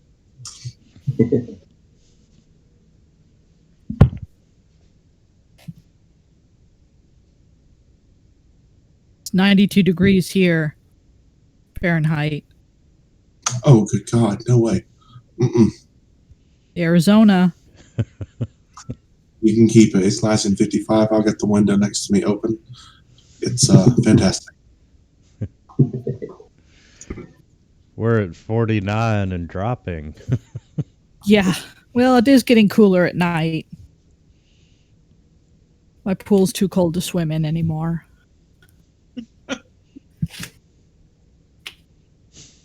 That's a requirement out there, right? That you have a pool. I mean, I don't know how to survive. Well, in the summertime, it gets like my husband he's got no body fat, and so he gets cold really easily. And the only time he'll ever get in the pool is if it gets over 90 degrees. Well, according to we're about 23 degrees Celsius here, which is about 70 something or other Fahrenheit. So, like, perfect. It 73.4. varies. We've been getting a lot of rain recently, which is good, but it gets hot. When it hits proper summertime, we're looking at it's going to be well over 100 Fahrenheit. Yeah. Ooh, Well, that's a spicy meatball. Yeah, we set a record for a number of days over 110 this summer. So if we had a hot summer, now it's your turn. Well, I think Over on Atlanta. I think one of the hottest summers we've had, we've been at 52 degrees Celsius for about almost 3 or 4 days in a row, which is over 120 degrees Fahrenheit. Yeah, it's pretty rare it hits 120. I think we did it like twice. But it's a dry heat, right? Well, yeah, but it's still hot. Oh, yeah, I know.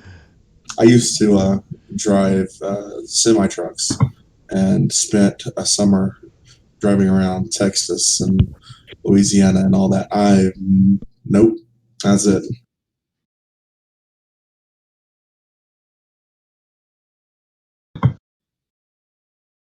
You do get used to it though. Like if I go outside and it's like 72 degrees, it's like I need a long sleeve shirt or a sweater or something. Yeah, it's 34 degrees right now, and it's No. going to hit 30 tonight. No, yeah, I need my big coat for that. So I get made fun of because even at 32 degrees, I don't wear a jacket. 20 degrees, I don't wear a jacket. I'm of the mindset that I'm not outside long enough for the. I'm a big dude, so like I'm not outside long enough for like the warm air that I generate to be overpowered by the cold air. So I just go on inside.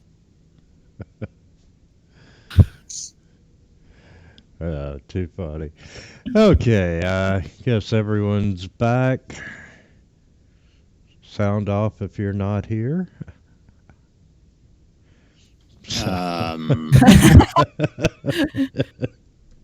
If you were dead, please.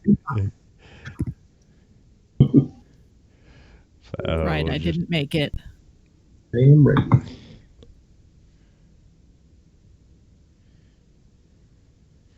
All right. So You can hear the sound of like after a couple minutes of weird ghost freaky noise coming from the center of that sphere of darkness, you hear crying.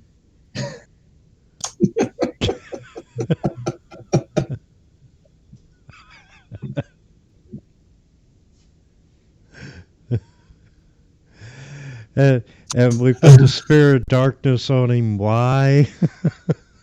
Because he was being a dick. So I was like, all right, let's do this. Come on. Enough. We got work to do. Yes, I was going to ask. Can I dispel that, by the way? Yeah, you sure can. And I'm gonna give you a long rest just to make sure everything's reset. But right now, you've got a couple of options. You've got this path that is leading back and forth, doing this crisscross up to the mountain. You can follow the path. You can scout the area. You can decide to just wait and see what happens. Well, what we're looking for, is it supposed to be on Stone Tooth or near it?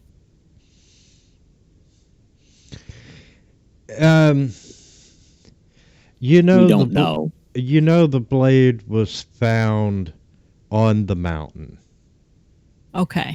and being a mountain and dwarves, you don't want to be stereotypical, but you're pretty sure that they probably built it in the mountain. It's gonna be in the mountain, you locker. What kind of daft widget would build a fortress on a mountain instead of in it? Yeah, well, You manlings and you surface folk and you're building your buildings on top of the ground. It's madness, I tell you.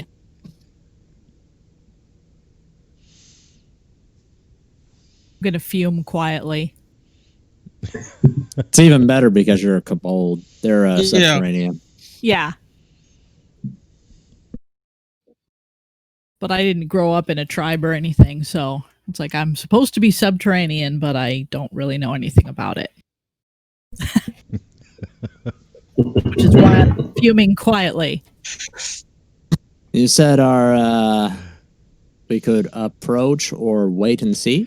Yeah, you can continue on the trail. You can scout the area and see, what's responsible for the fire. Scout I cast around the Pass Without a mountains. Trace. I will. I'll talk to Hercules and tell him to, fly as normal, and see what he to do a little scouting recon without being too obvious or catch any arrows. Stay into the tree line, I guess, as close as possible if you can. Yeah, I guess it was too much to hope that we'd have this place all to ourselves. Great. Oh, Yeah. while While we we wait wait on- that. While we wait on Hercules to come back or whatever, I've cast Pass Without a Trace on my stealth over into the woods. Well, hold on before you do that. My bad. All right. Jensen will give you guidance. That's where he touches you and makes you feel better. Now roll your stealth. It's been a while since I've had a bard in the game. I forgot all about guidance.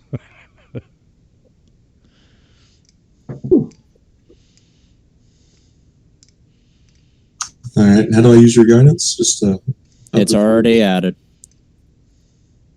It should have automatically added Yeah, a didn't. D4. No, because it's just that's just the roll plus the +5 I've got the bonus. Oh, Just add that to your roll.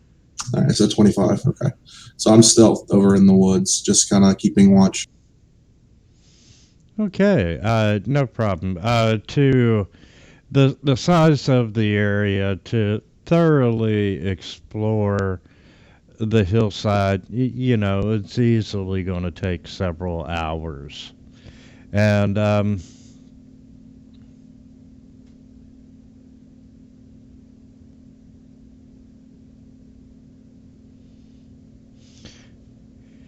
Hercules is flying around doing a bird's eye view, correct? Correct. Okay. Let's see, which direction are you gonna send him in, or is he just gonna do a big loop? I mean, he's gonna try to get close to the first checkout and see where that's what's happening with the smoke. But if he sees anything prior to getting up there, he'll turn around and come back and let us know. Okay. He has an easy time locating the area of smoke, but the canopy and so forth of the trees makes it a little difficult for Hercules. You know, it's taking him some time, but you can see through his eyes, right? Yes.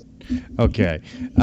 You can see that there's a natural rock chimney that appears to lead down into some caverns below, and you see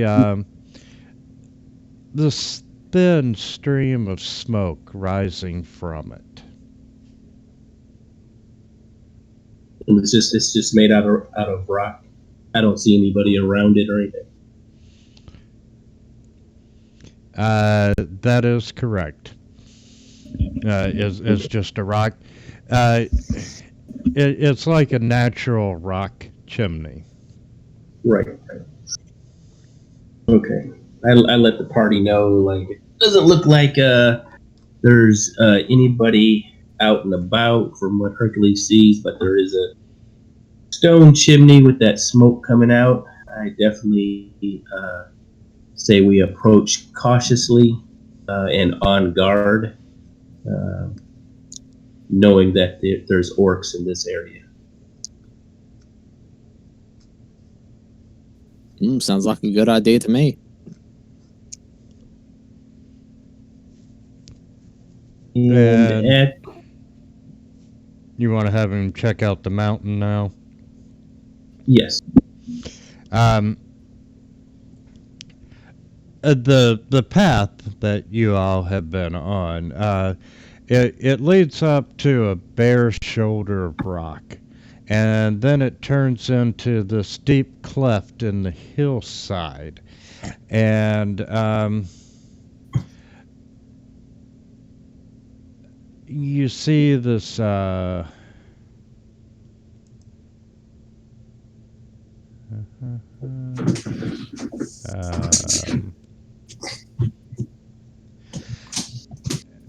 you can see the set of doors. Trying to find the best description of it.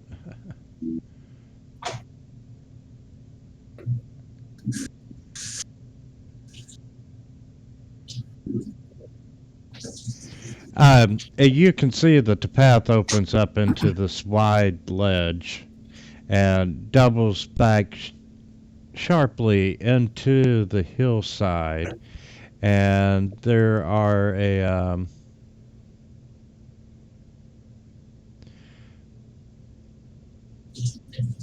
set of double doors that lead into there's a set of double doors that are placed at the cave entrance. And no guards from what Hercules can see. Give me just a second. End of the trail. There's the battle map.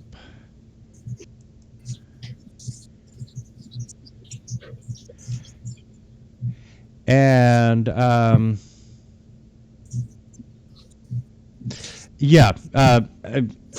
Hercules flying around, you know, he sees these shallow steps and they turn east into the mountainside. And there's this broad entrance that's been cut out of the stone. And there's marble steps that are cracked with age and got moss growing on them, up to a strong double door made out of carved stone. These doors are 8 feet wide, almost 10 feet tall, and you can make out arrow slits periodically around the area. And there are 2 dwarves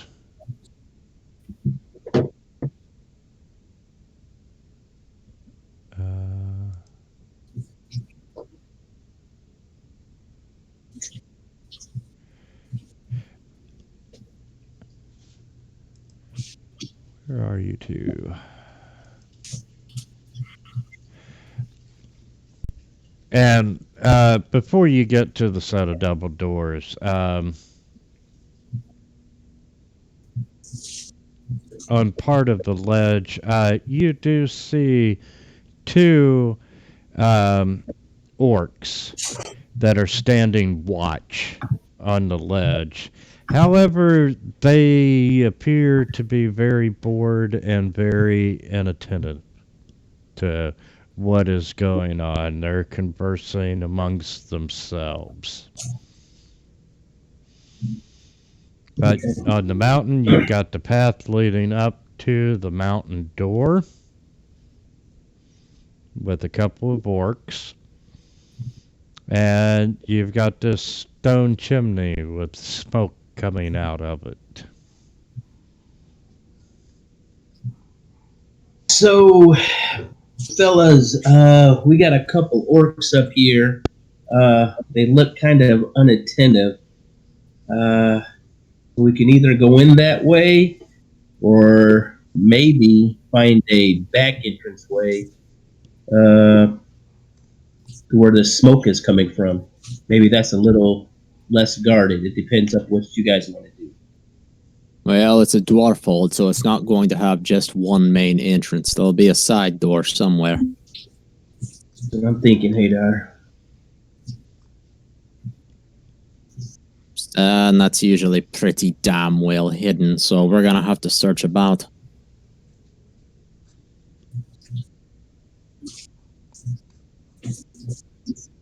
I have an idea. How about we go check near the water? The water? Point like that map area. Most people need water to live, right? That is true. Rather than sitting in mountains for days and days on end. Hadar is just gonna rub his, like, pinch his nose, trying to understand what good morning is saying.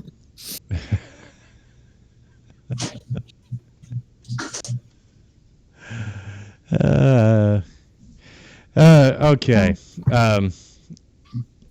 Just a little bit more to information as Hercules is flying around. Flying up to the top of the hill, you know, if you're going to hike it, it's going to be some hard climbing. It's about 1,450 feet in height. And, you know, it's towering over the neighboring hills by 500 or more feet. The last 100 foot is a sheer point of rock. Quite difficult to climb. But Hercules is seeing no signs of any backdoor entrance from the very top of the tooth. The lake that is on the map is actually a mere. The eastern slope descends into this damp valley where the water gets trapped by the terrain. And there's several dark pools around the major body and so forth.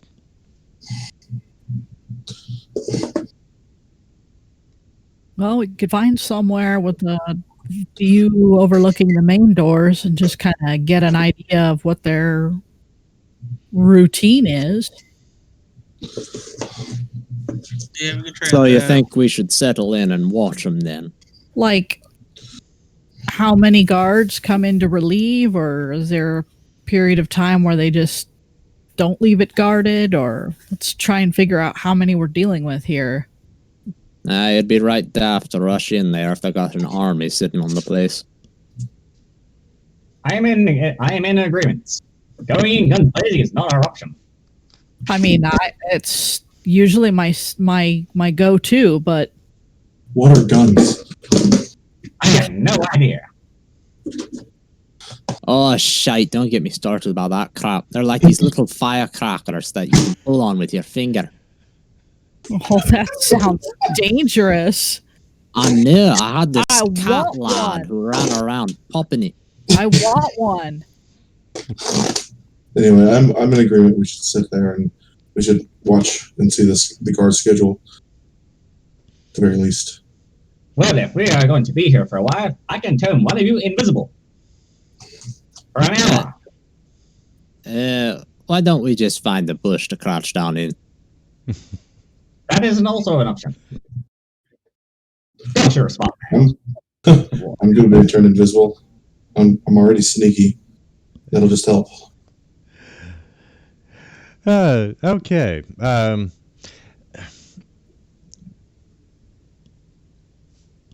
How long are you planning on watching them? I mean, are we talking a couple of hours, or are you willing to wait a couple of days?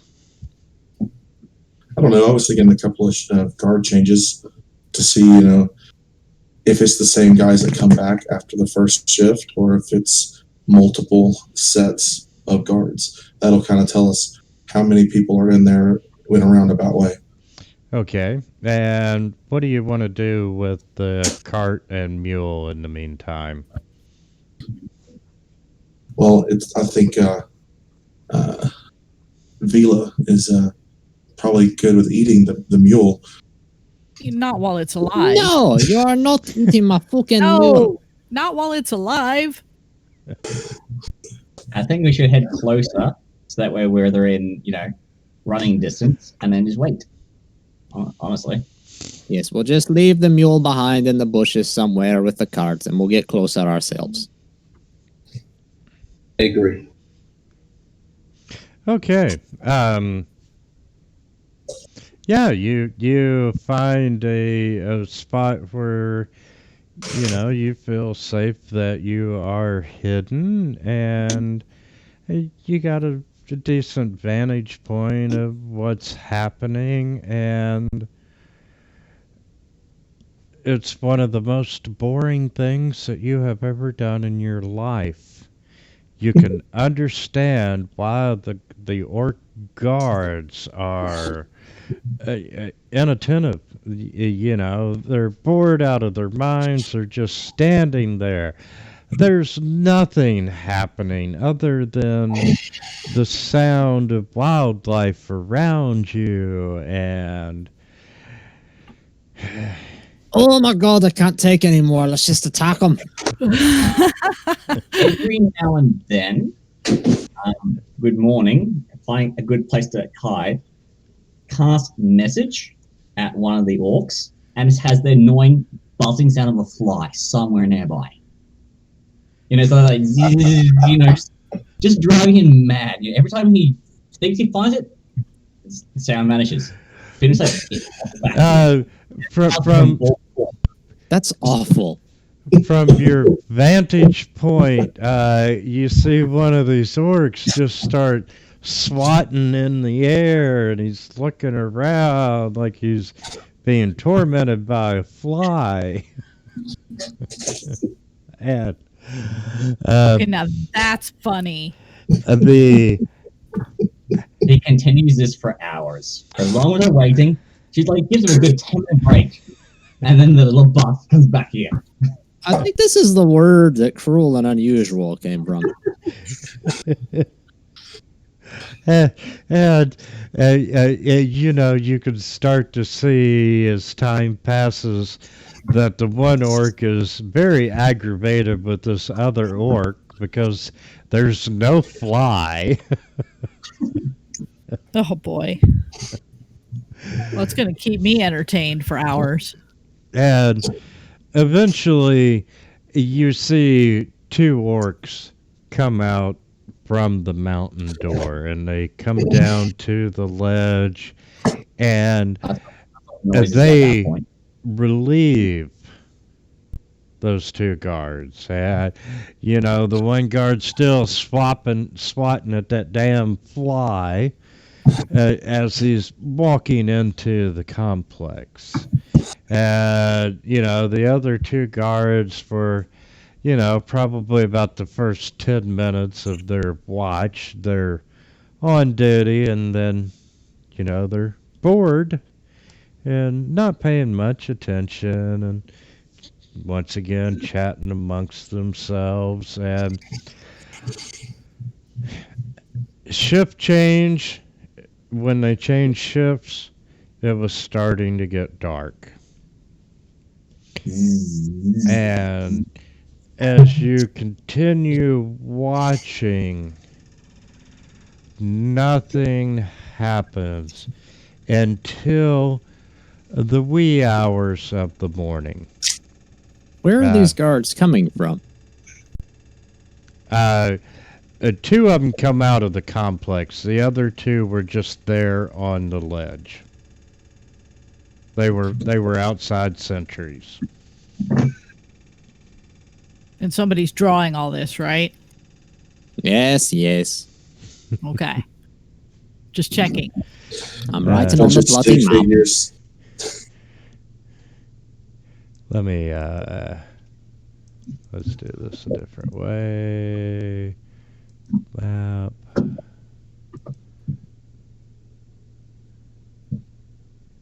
And there's the battle maps. And I want the west part.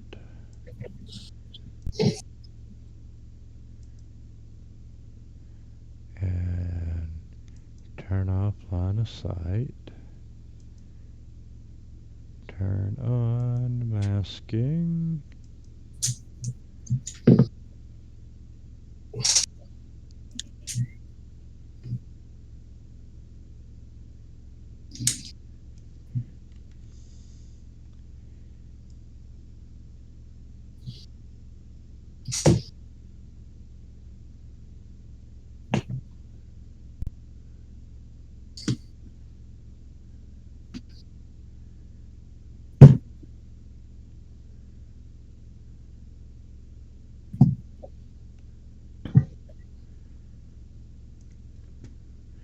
Okay, you're not on this map.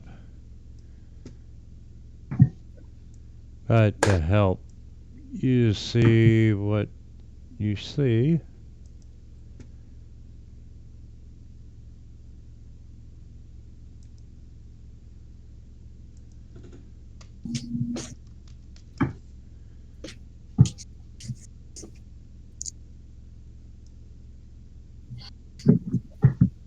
damn it. I'll quit. Add it to the combat tracker. Goes there.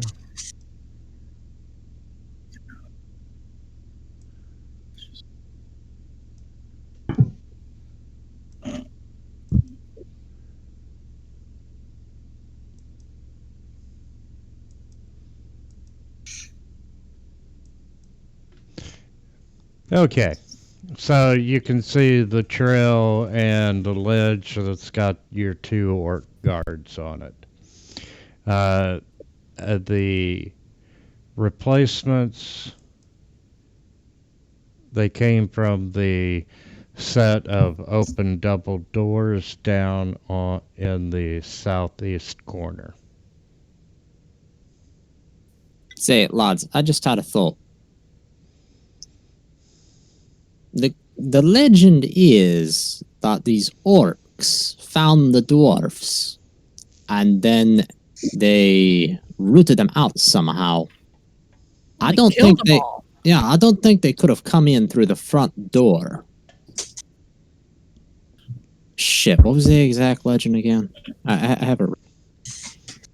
They just came and killed killed the Copied dwarf. it to my notes. Yeah, Let's see. they laid siege to it and eventually won.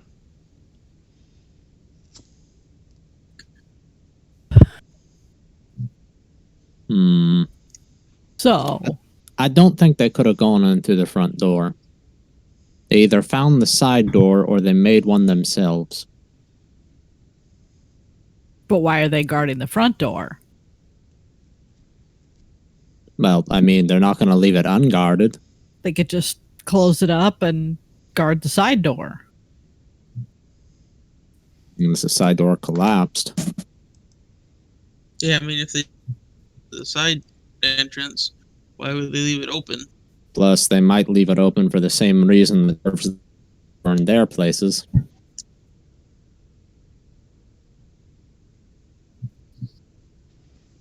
Know anything about dwarves or orcs, really?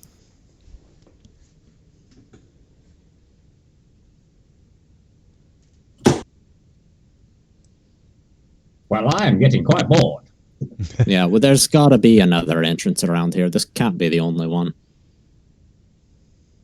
We could try to capture one of them. That would put the whole facility on alert if we fuck it up. I might be able to solve that problem. How's that? I can suggest people to do certain things. So, if I told one to go for a leak near us, that may actually work. If they know he has a strong will. If not, we are fucked. If they had just a quick question, is it a ledge that my arrow is pointing to right here, or is it a drop down to the orcs, or is it drop down from the orcs? Yes, that is a ledge, and I'm going to say, yeah, it drops down from the orcs. Okay.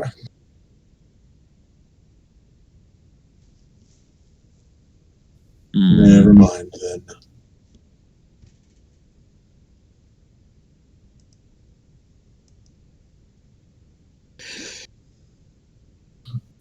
Honestly, I I'd say- think we should just go for it. Yeah, we have two options. We're either going to go and try to take these two out quickly, or we have to go and check out the chimney. So while we're here, we might as well try to take these two orcs out before they can run off and alert anybody else. And it's also nighttime, too. So, Is it nighttime or is it the morning now?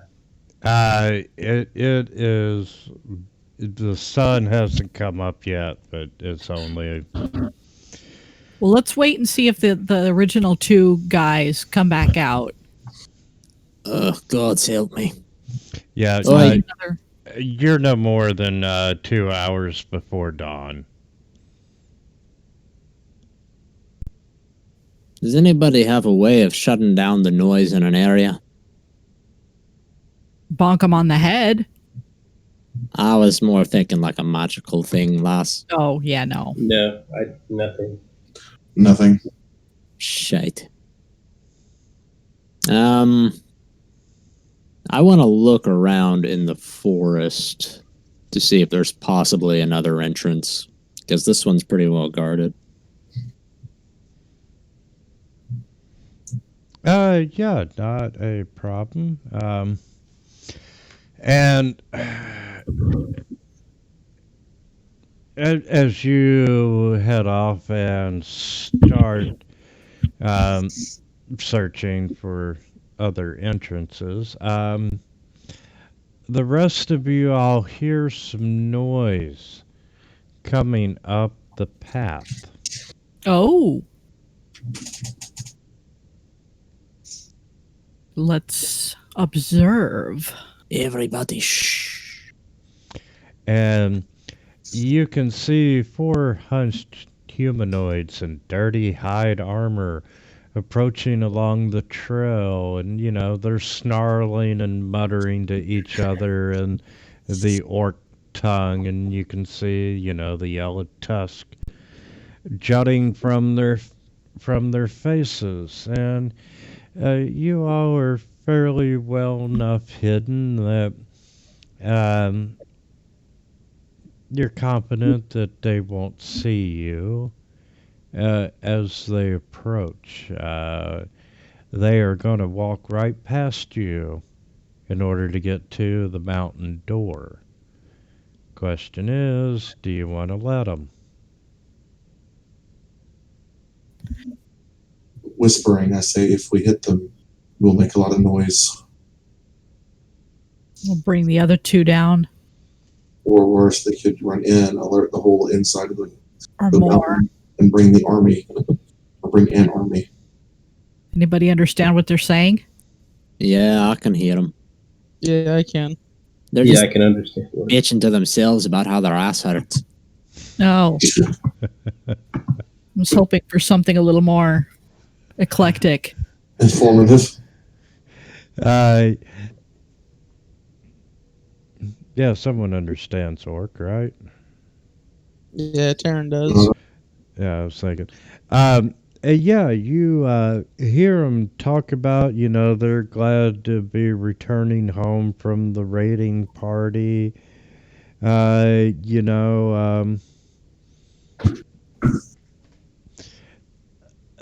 wish that they would have got more coins, but they did okay. And a few random jokes between them, but they're glad to be back. And how many are there? There Four. are 4 of them. Okay. It's just not very interesting, lass. I know a bit about the raid and the coin. Perked my ears up. Plus, are they going to miss the other raiding party that isn't going to come home? Yeah, shite. We need to make a move. If they came from this They're plan orcs. thing. Of course they bloody did. We encountered them on the road here.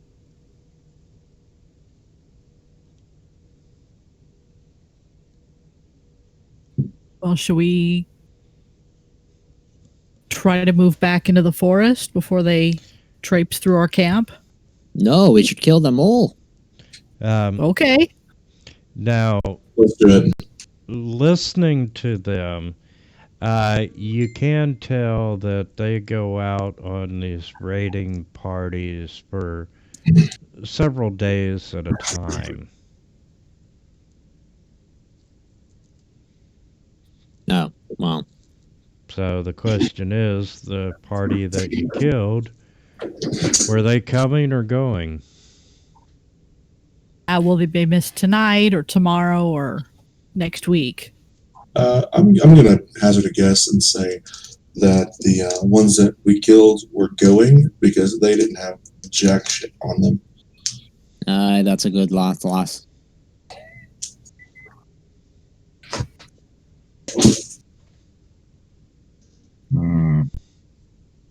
Look, either we look around for another entrance or we fucking charge this one. It's not really a lot of other choice.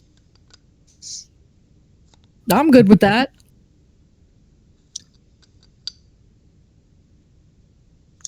Let's take out these 4, and what comes may. Do it. That is a plan. We shall go ahead. All right, fucking hell. My ass hurts from sitting on it so long. I'm going to rage as they get closer. Or as they get close. And I'm gonna cast mage armor on myself.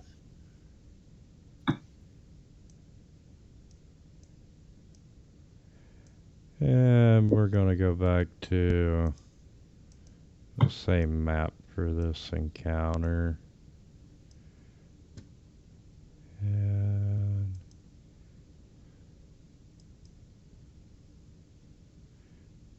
ooh. 4 orcs. same map, it'll be like deja vu all over again. Yeah.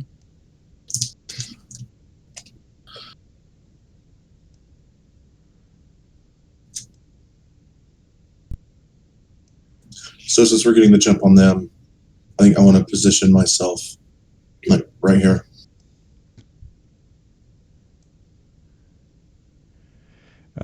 Yeah, if you all want to come up into that line of trees where Hadar went, and I'll put them in kind of like a little more ambushable position. Oh, yeah. Okay. All right, then I'll go this way since they're going to be on that side.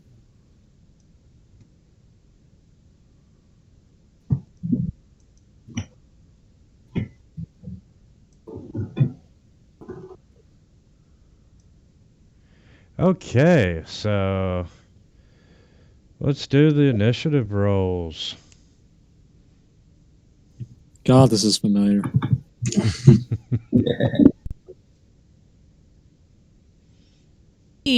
Better this time.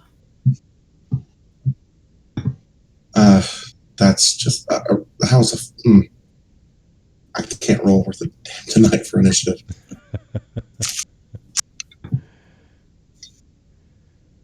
And let's see, we get everyone. Well, then I get try to resize We're on missing that. Vila. And this will be for Hercules. Vila, you have to roll initiative. Yeah, thought I did. Okay, Hercules is at 6, Vila. Oh, there we go. 9. 9.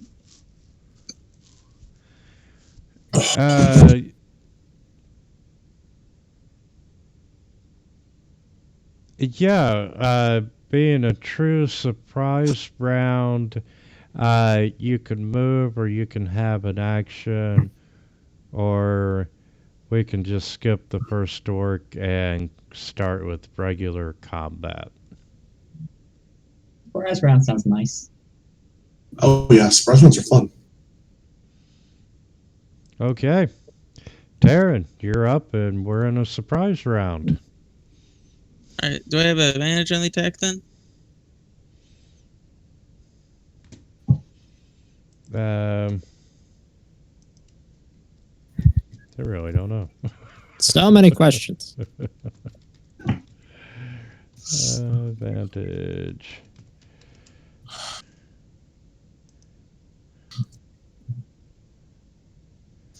It's really just for sneak attack.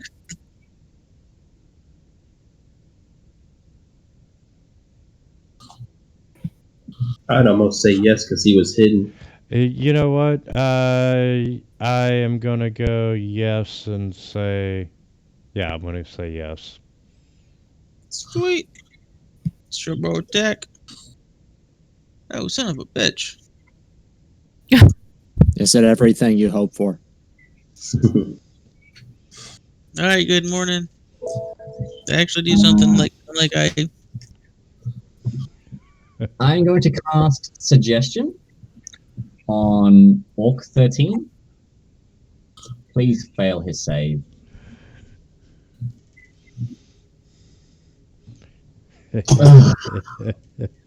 No.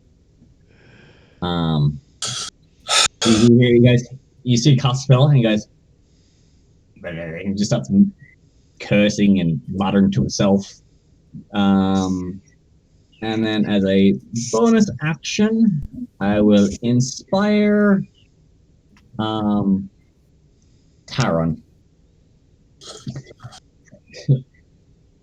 May your next shot be better than your first. Alright, I'll take the D6, thank you. Yep. And that is my turn.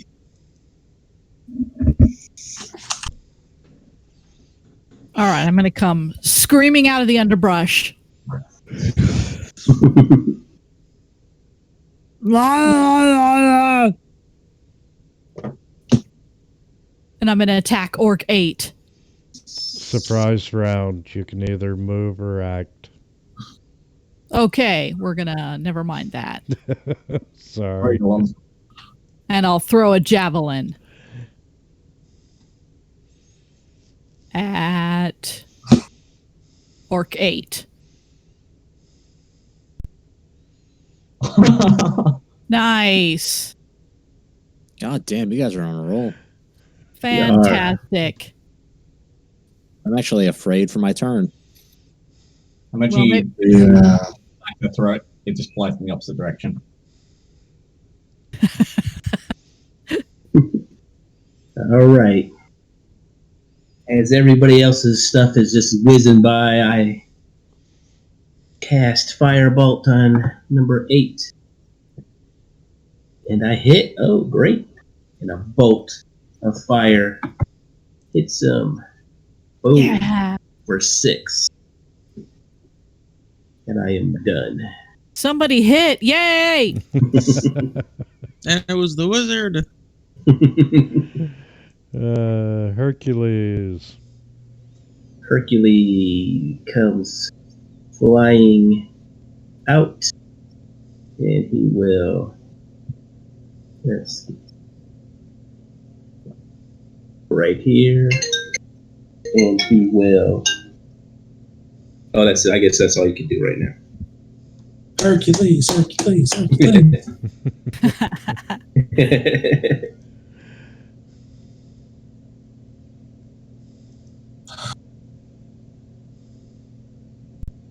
All right, I guess I'm just gonna move.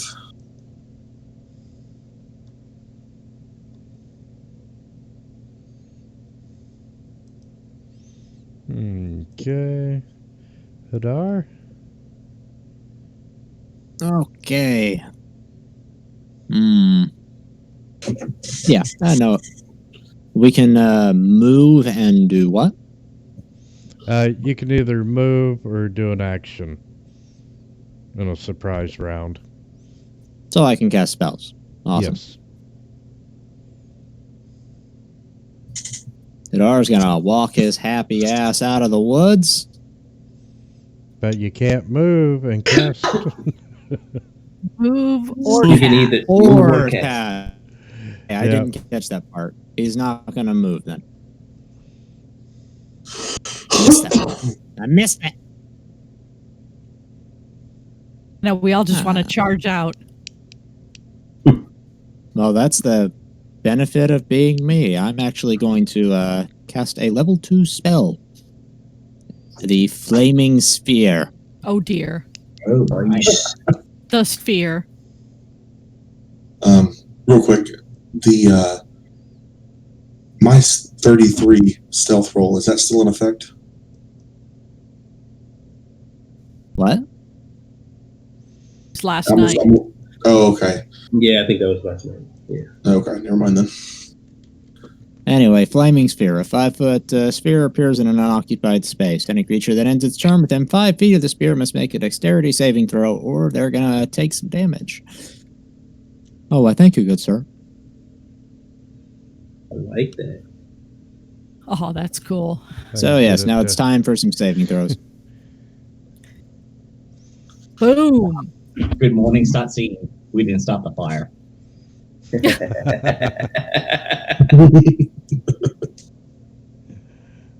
Saving throw. I don't know why there's an effect for that. Oh, it's a concentration. I put that on myself. All right. And oh, I missed an orc. I can't select the one in the middle because that thing's over it.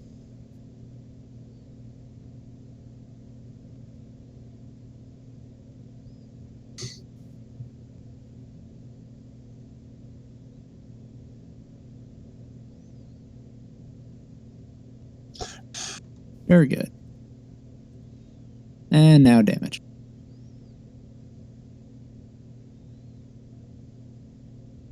And that is Hidar's turn.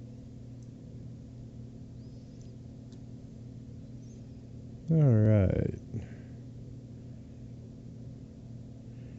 And when you know Orc 3 is going to get the fuck out of the flaming sphere. Like, let me just use the pointers. That doesn't make it graphic. It gets in the way. What brings us to a storage locker making a video? And, Here's one hint. Perhaps a super sick, compact home theater setup? Storage locker. I worry about you better. Like slapping his radio machine on his back. It's like, shut up, shut up, shut up, shut up, shut up. okay, yeah, he's gonna come running out of the flaming sphere. And he's gonna swing a great axe at Hadar. And that's gonna be it. That's a surprise round. He's in the flaming spear. He doesn't do shit. He didn't start the fire. Okay, we are now out of the surprise round. There we go.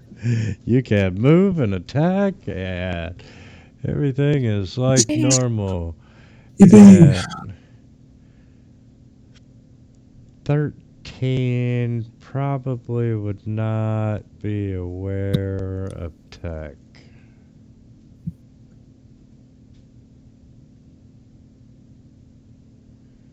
Just walking along, and then everything's on fire.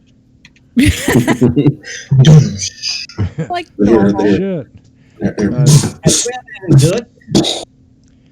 He is going to back up from the fire, which by then he would see tech, and try a swing and a miss.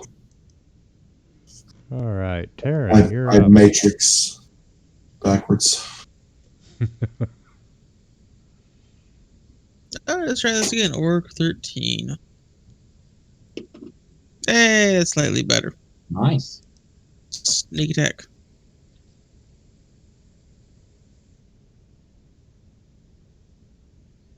Hey, we're sneak attack.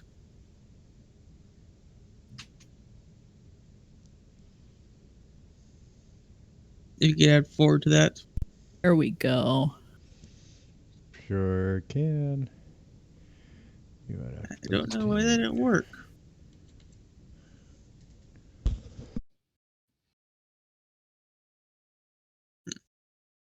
Yeah, it's my turn.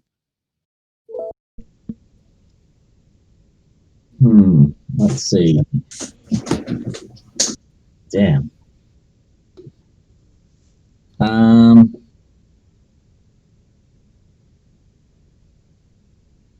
will just like you.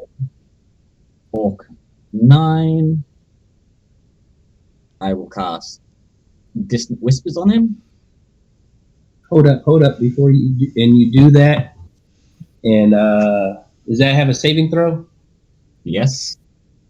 Okay, I'm gonna use one of my divination numbers, and he rolls an 8, so he should fail that. Okay.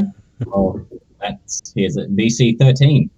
Yeah. So, yep, that works.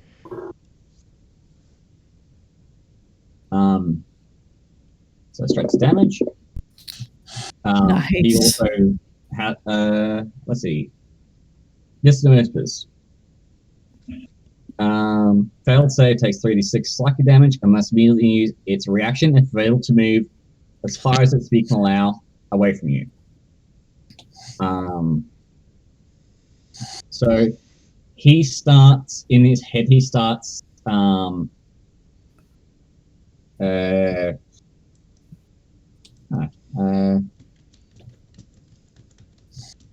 to think something that cool. He just hears his mum nagging at him.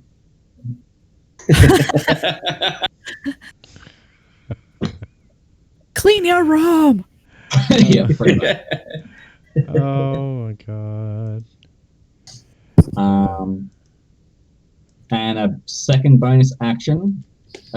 Vili, you have inspiration. I inspire you.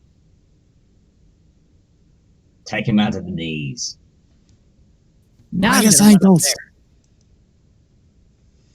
and slash at him with my great sword. Number 8. Oh boy. Use the inspiration. Yeah.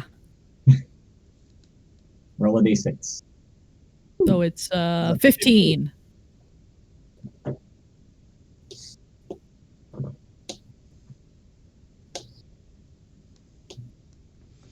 It's a I'm sorry. I was making a note. Yeah, 15 does hit. Okay. Well, he can have that much damage. Ooh. Oh yeah.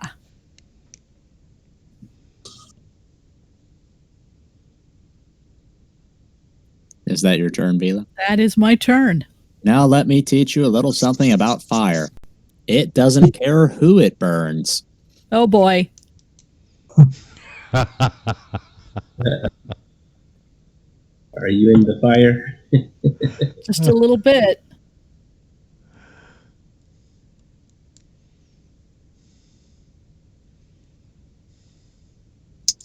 It's just going to piss her off more. Okay. All right. So, orc number. I'm going to see orc number 3 there. Not doing too much but getting burned. Did I target him? Yeah. I was just looking at the bird. He should be outside of it, right? Yeah, right now. Okay. I think. Well, I guess I'll just roll on. I'll just drop it on. I actually think the orcs are doing it. What's that? I just rolled to see if I knew you were doing it or if I thought the orcs were doing it. I think the orcs are doing it. Oh. Do you think the orcs are doing what? The fire. You think the orcs just exploded into flames? Yeah. Like a spell went wrong or something. That they did the fire. All right, I'm gonna attack orc 9. 9. Nice. 9. Yes. Our luck is turning around. That's the end of my turn. I can feel it. And Hercules will just fly away from the flames.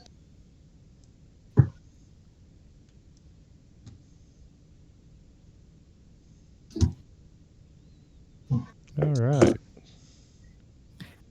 All right. So, Tech is going to attack with the sickles.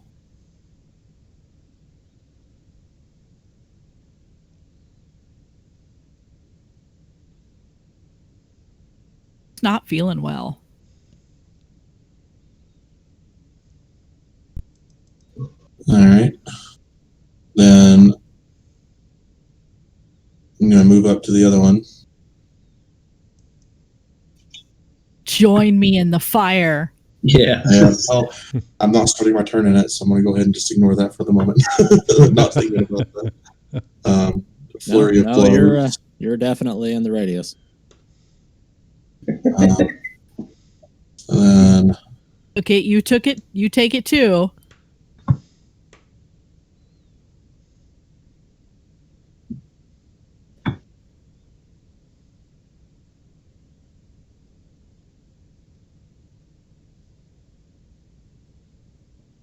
all right, and I still got some movement left, so I'll move out.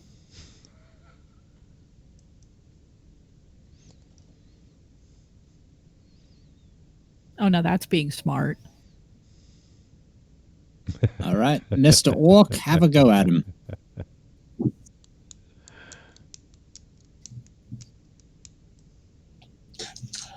Oh, Is and he- that is my turn. Is he just gonna let him go?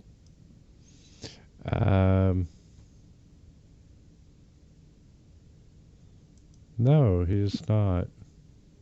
But he's so impressed with the deftness that I handled my sickle that he just can't think of a way to attack me, right?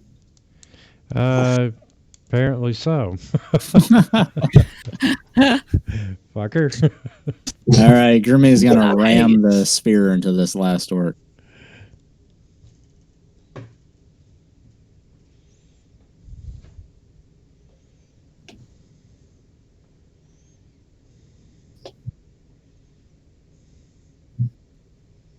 And that's his turn. Oh, wait, no, that's not his turn. That's actually a bonus action. Bonus action, you can move. Yeah, the ramming is a bonus action. So I actually still have an action. I'll try Sacred Flame, I guess. He could be more on fire. Fire is always good. Load up with the fire. I shall burn you of both your flesh and your spirit. Oh, yeah, he's just erased.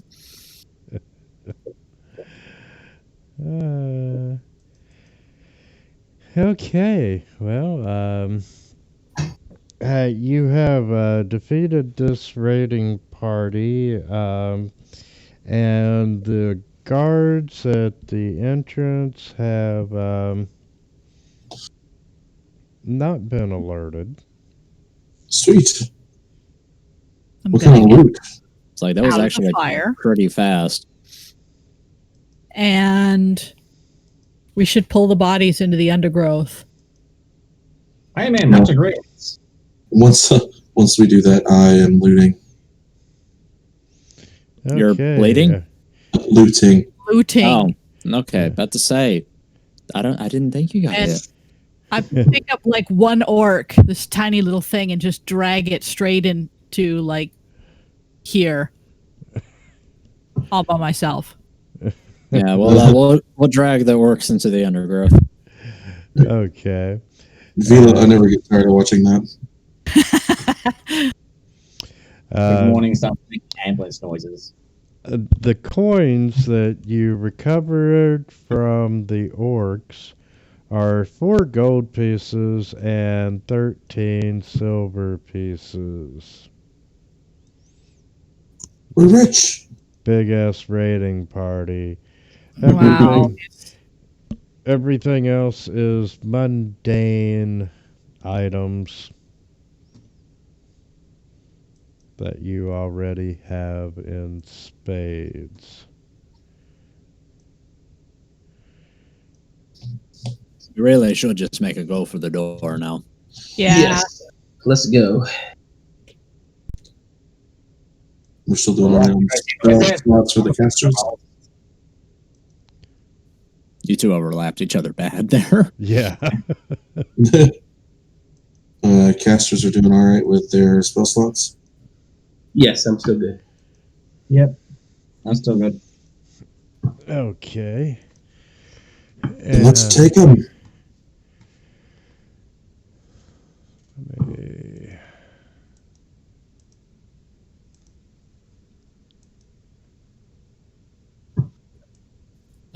That flaming spear is fun. I'm gonna have to use that again. You know quite a few cool things with it, because you move up to 30 feet, I think. 60. So you have a person has a movement of 30 feet. They move out of the fire. The fire comes with them. Wait, what? I didn't hear you. If they move 30 feet, then you use your bonus action to move it 30 feet. So Oh, that was the casting range. Yeah, 30 Oh, feet. you're trying to get away from it. Not going to Yeah. happen. Oh, Yep, that's a bonus action. I can move it 30 feet and I can hit somebody with it. So it becomes a poor man's spiritual hammer. it works well against things with high ACs. that happened to a player in one of our games. Yeah, He was I'm a gonna- tanking dwarf. He was a level 2 dwarf with an AC of 22. literally how? Luck. So the wizard just cast Flame Sphere and went on top of that dwarf and walked away. And then for the rest of the game, this Flame Sphere just kept following the dwarf, just chipping his health, but more and more until he almost died from it. Making me a nasty thing. It's a crispy boy. Yep.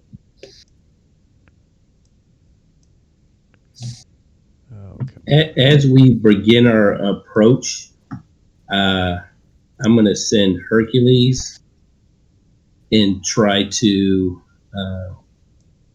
out of the orc's range, kind of, fly up and around and kind of start squawking up there to maybe try to distract them a little bit as we make our fast approach. Okay. I'm not sure if that will help or not. Who am I missing? Oh, that's good morning. And Yes, we should attack them out of the sun.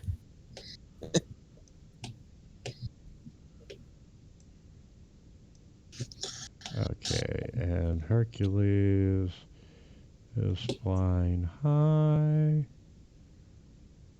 As an eagle. Colorado. Okay. Wow. Shall we make initiative rolls? Yes, sir. Burn all the things.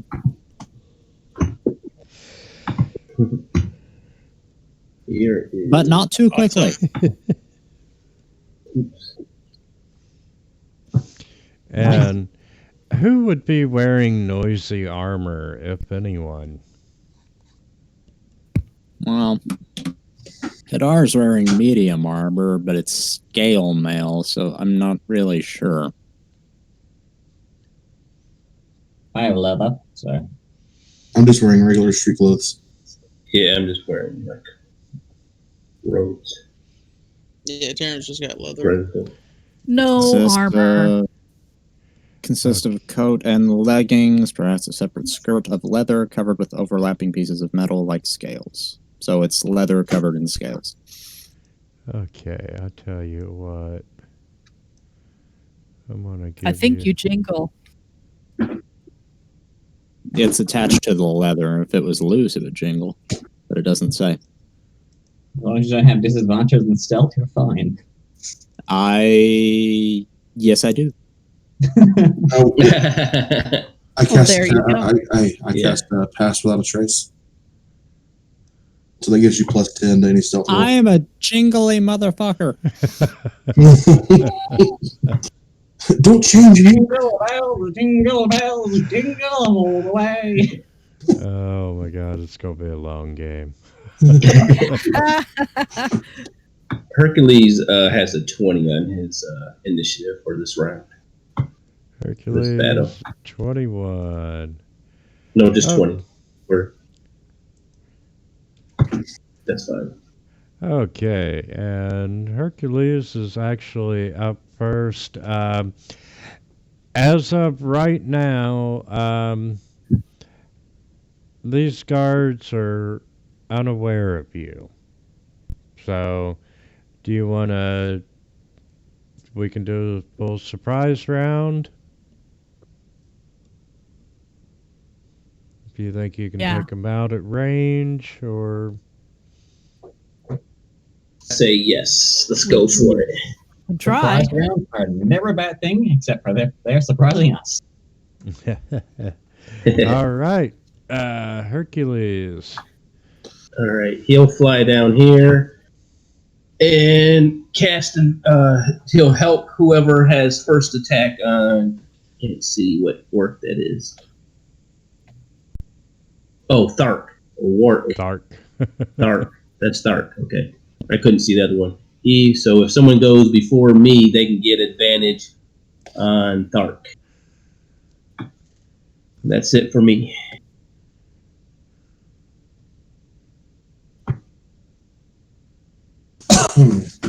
Okay. And Vila. All right.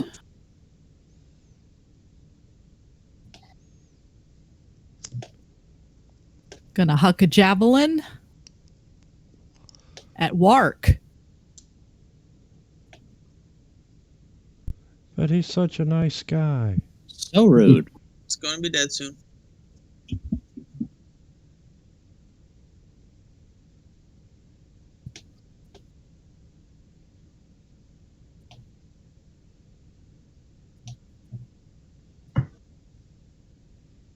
And action rage.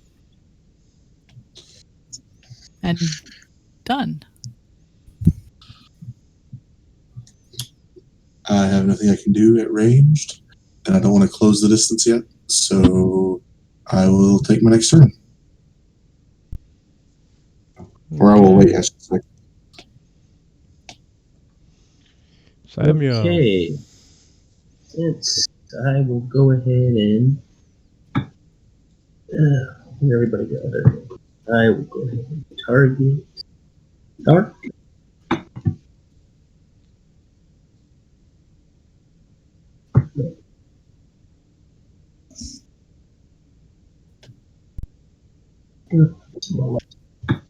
Alright. I will shoot my fire bolt at him. Advance.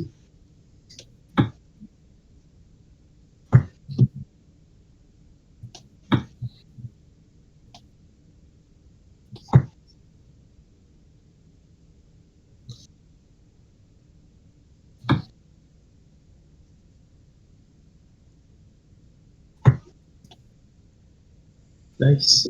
That is it. All right.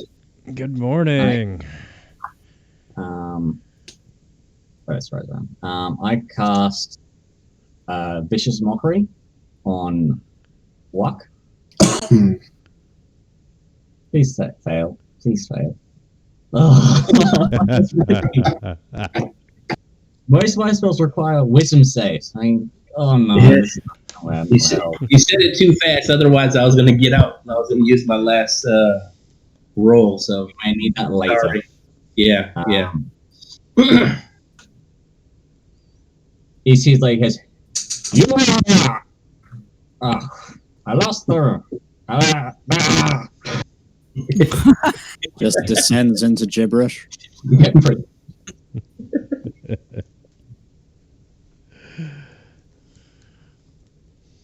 Yep, that's my turn. Turn on Thark.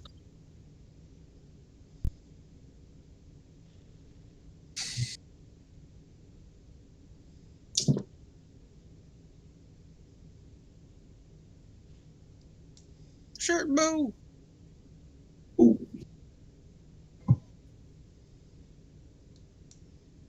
Isn't it playing sneak attack? It only does 5. It's one of those nights. 1 point to Dark. Lower levels are always fun. Oh, Hidar's gonna move up here. Oh, we're not locked. Okay. Yeah, surprise round. So move or attack.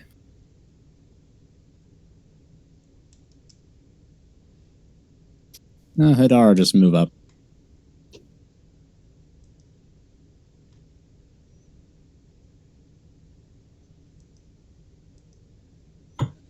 All right. Hercules.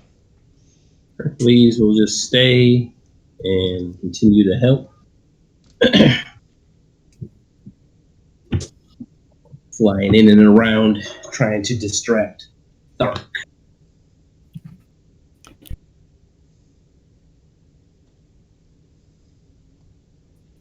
I'm gonna move over to Wark and switch to the Great Sword.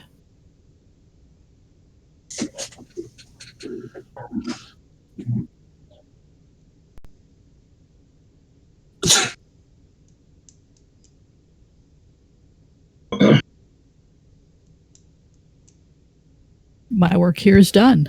All right. So I am going to move up here to Lark and hit him with my sickle. Oh, I'm so ready to have more than just the sickle. But you swing it so well. Yeah, but if I could have more to hit with it, that'd be fun. All right. So then it's flurry of blows. Oh, right, that one actually hit. Nice. All right, so then I guess I've still got a little bit of movement left, so I'll go right there to target Thark.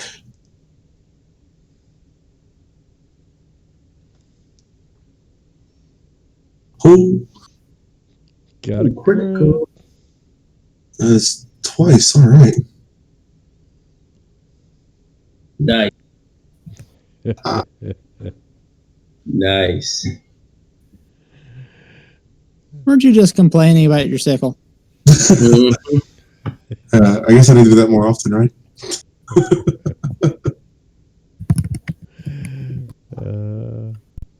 Blade just slicing and dicing. Chop that meat. All right, have a whopping another 67 experience points. And gonna roll percentile.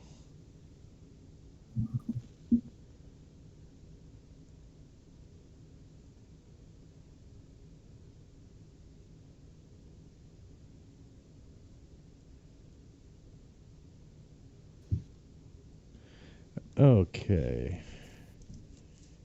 And it's 10:20. This is a really good stopping point for tonight. When I had posted on the forums, originally I was only going to run every other week. Are you all available to run more than every other week? Oh, yeah. Yep. Sundays are wide open. Yep. Yeah, no, I ain't got nothing going on. Okay, so how about we play next Sunday, same time? Yeah. Sounds good. Sounds good. Sounds good. We'll get started in storming the fortress. Sounds fun. Our princess is in another castle. You never know.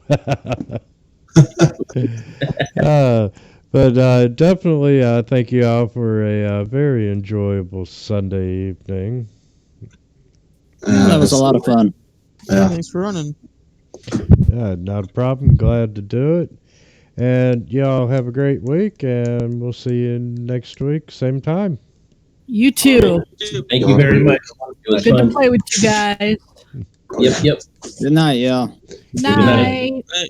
See ya.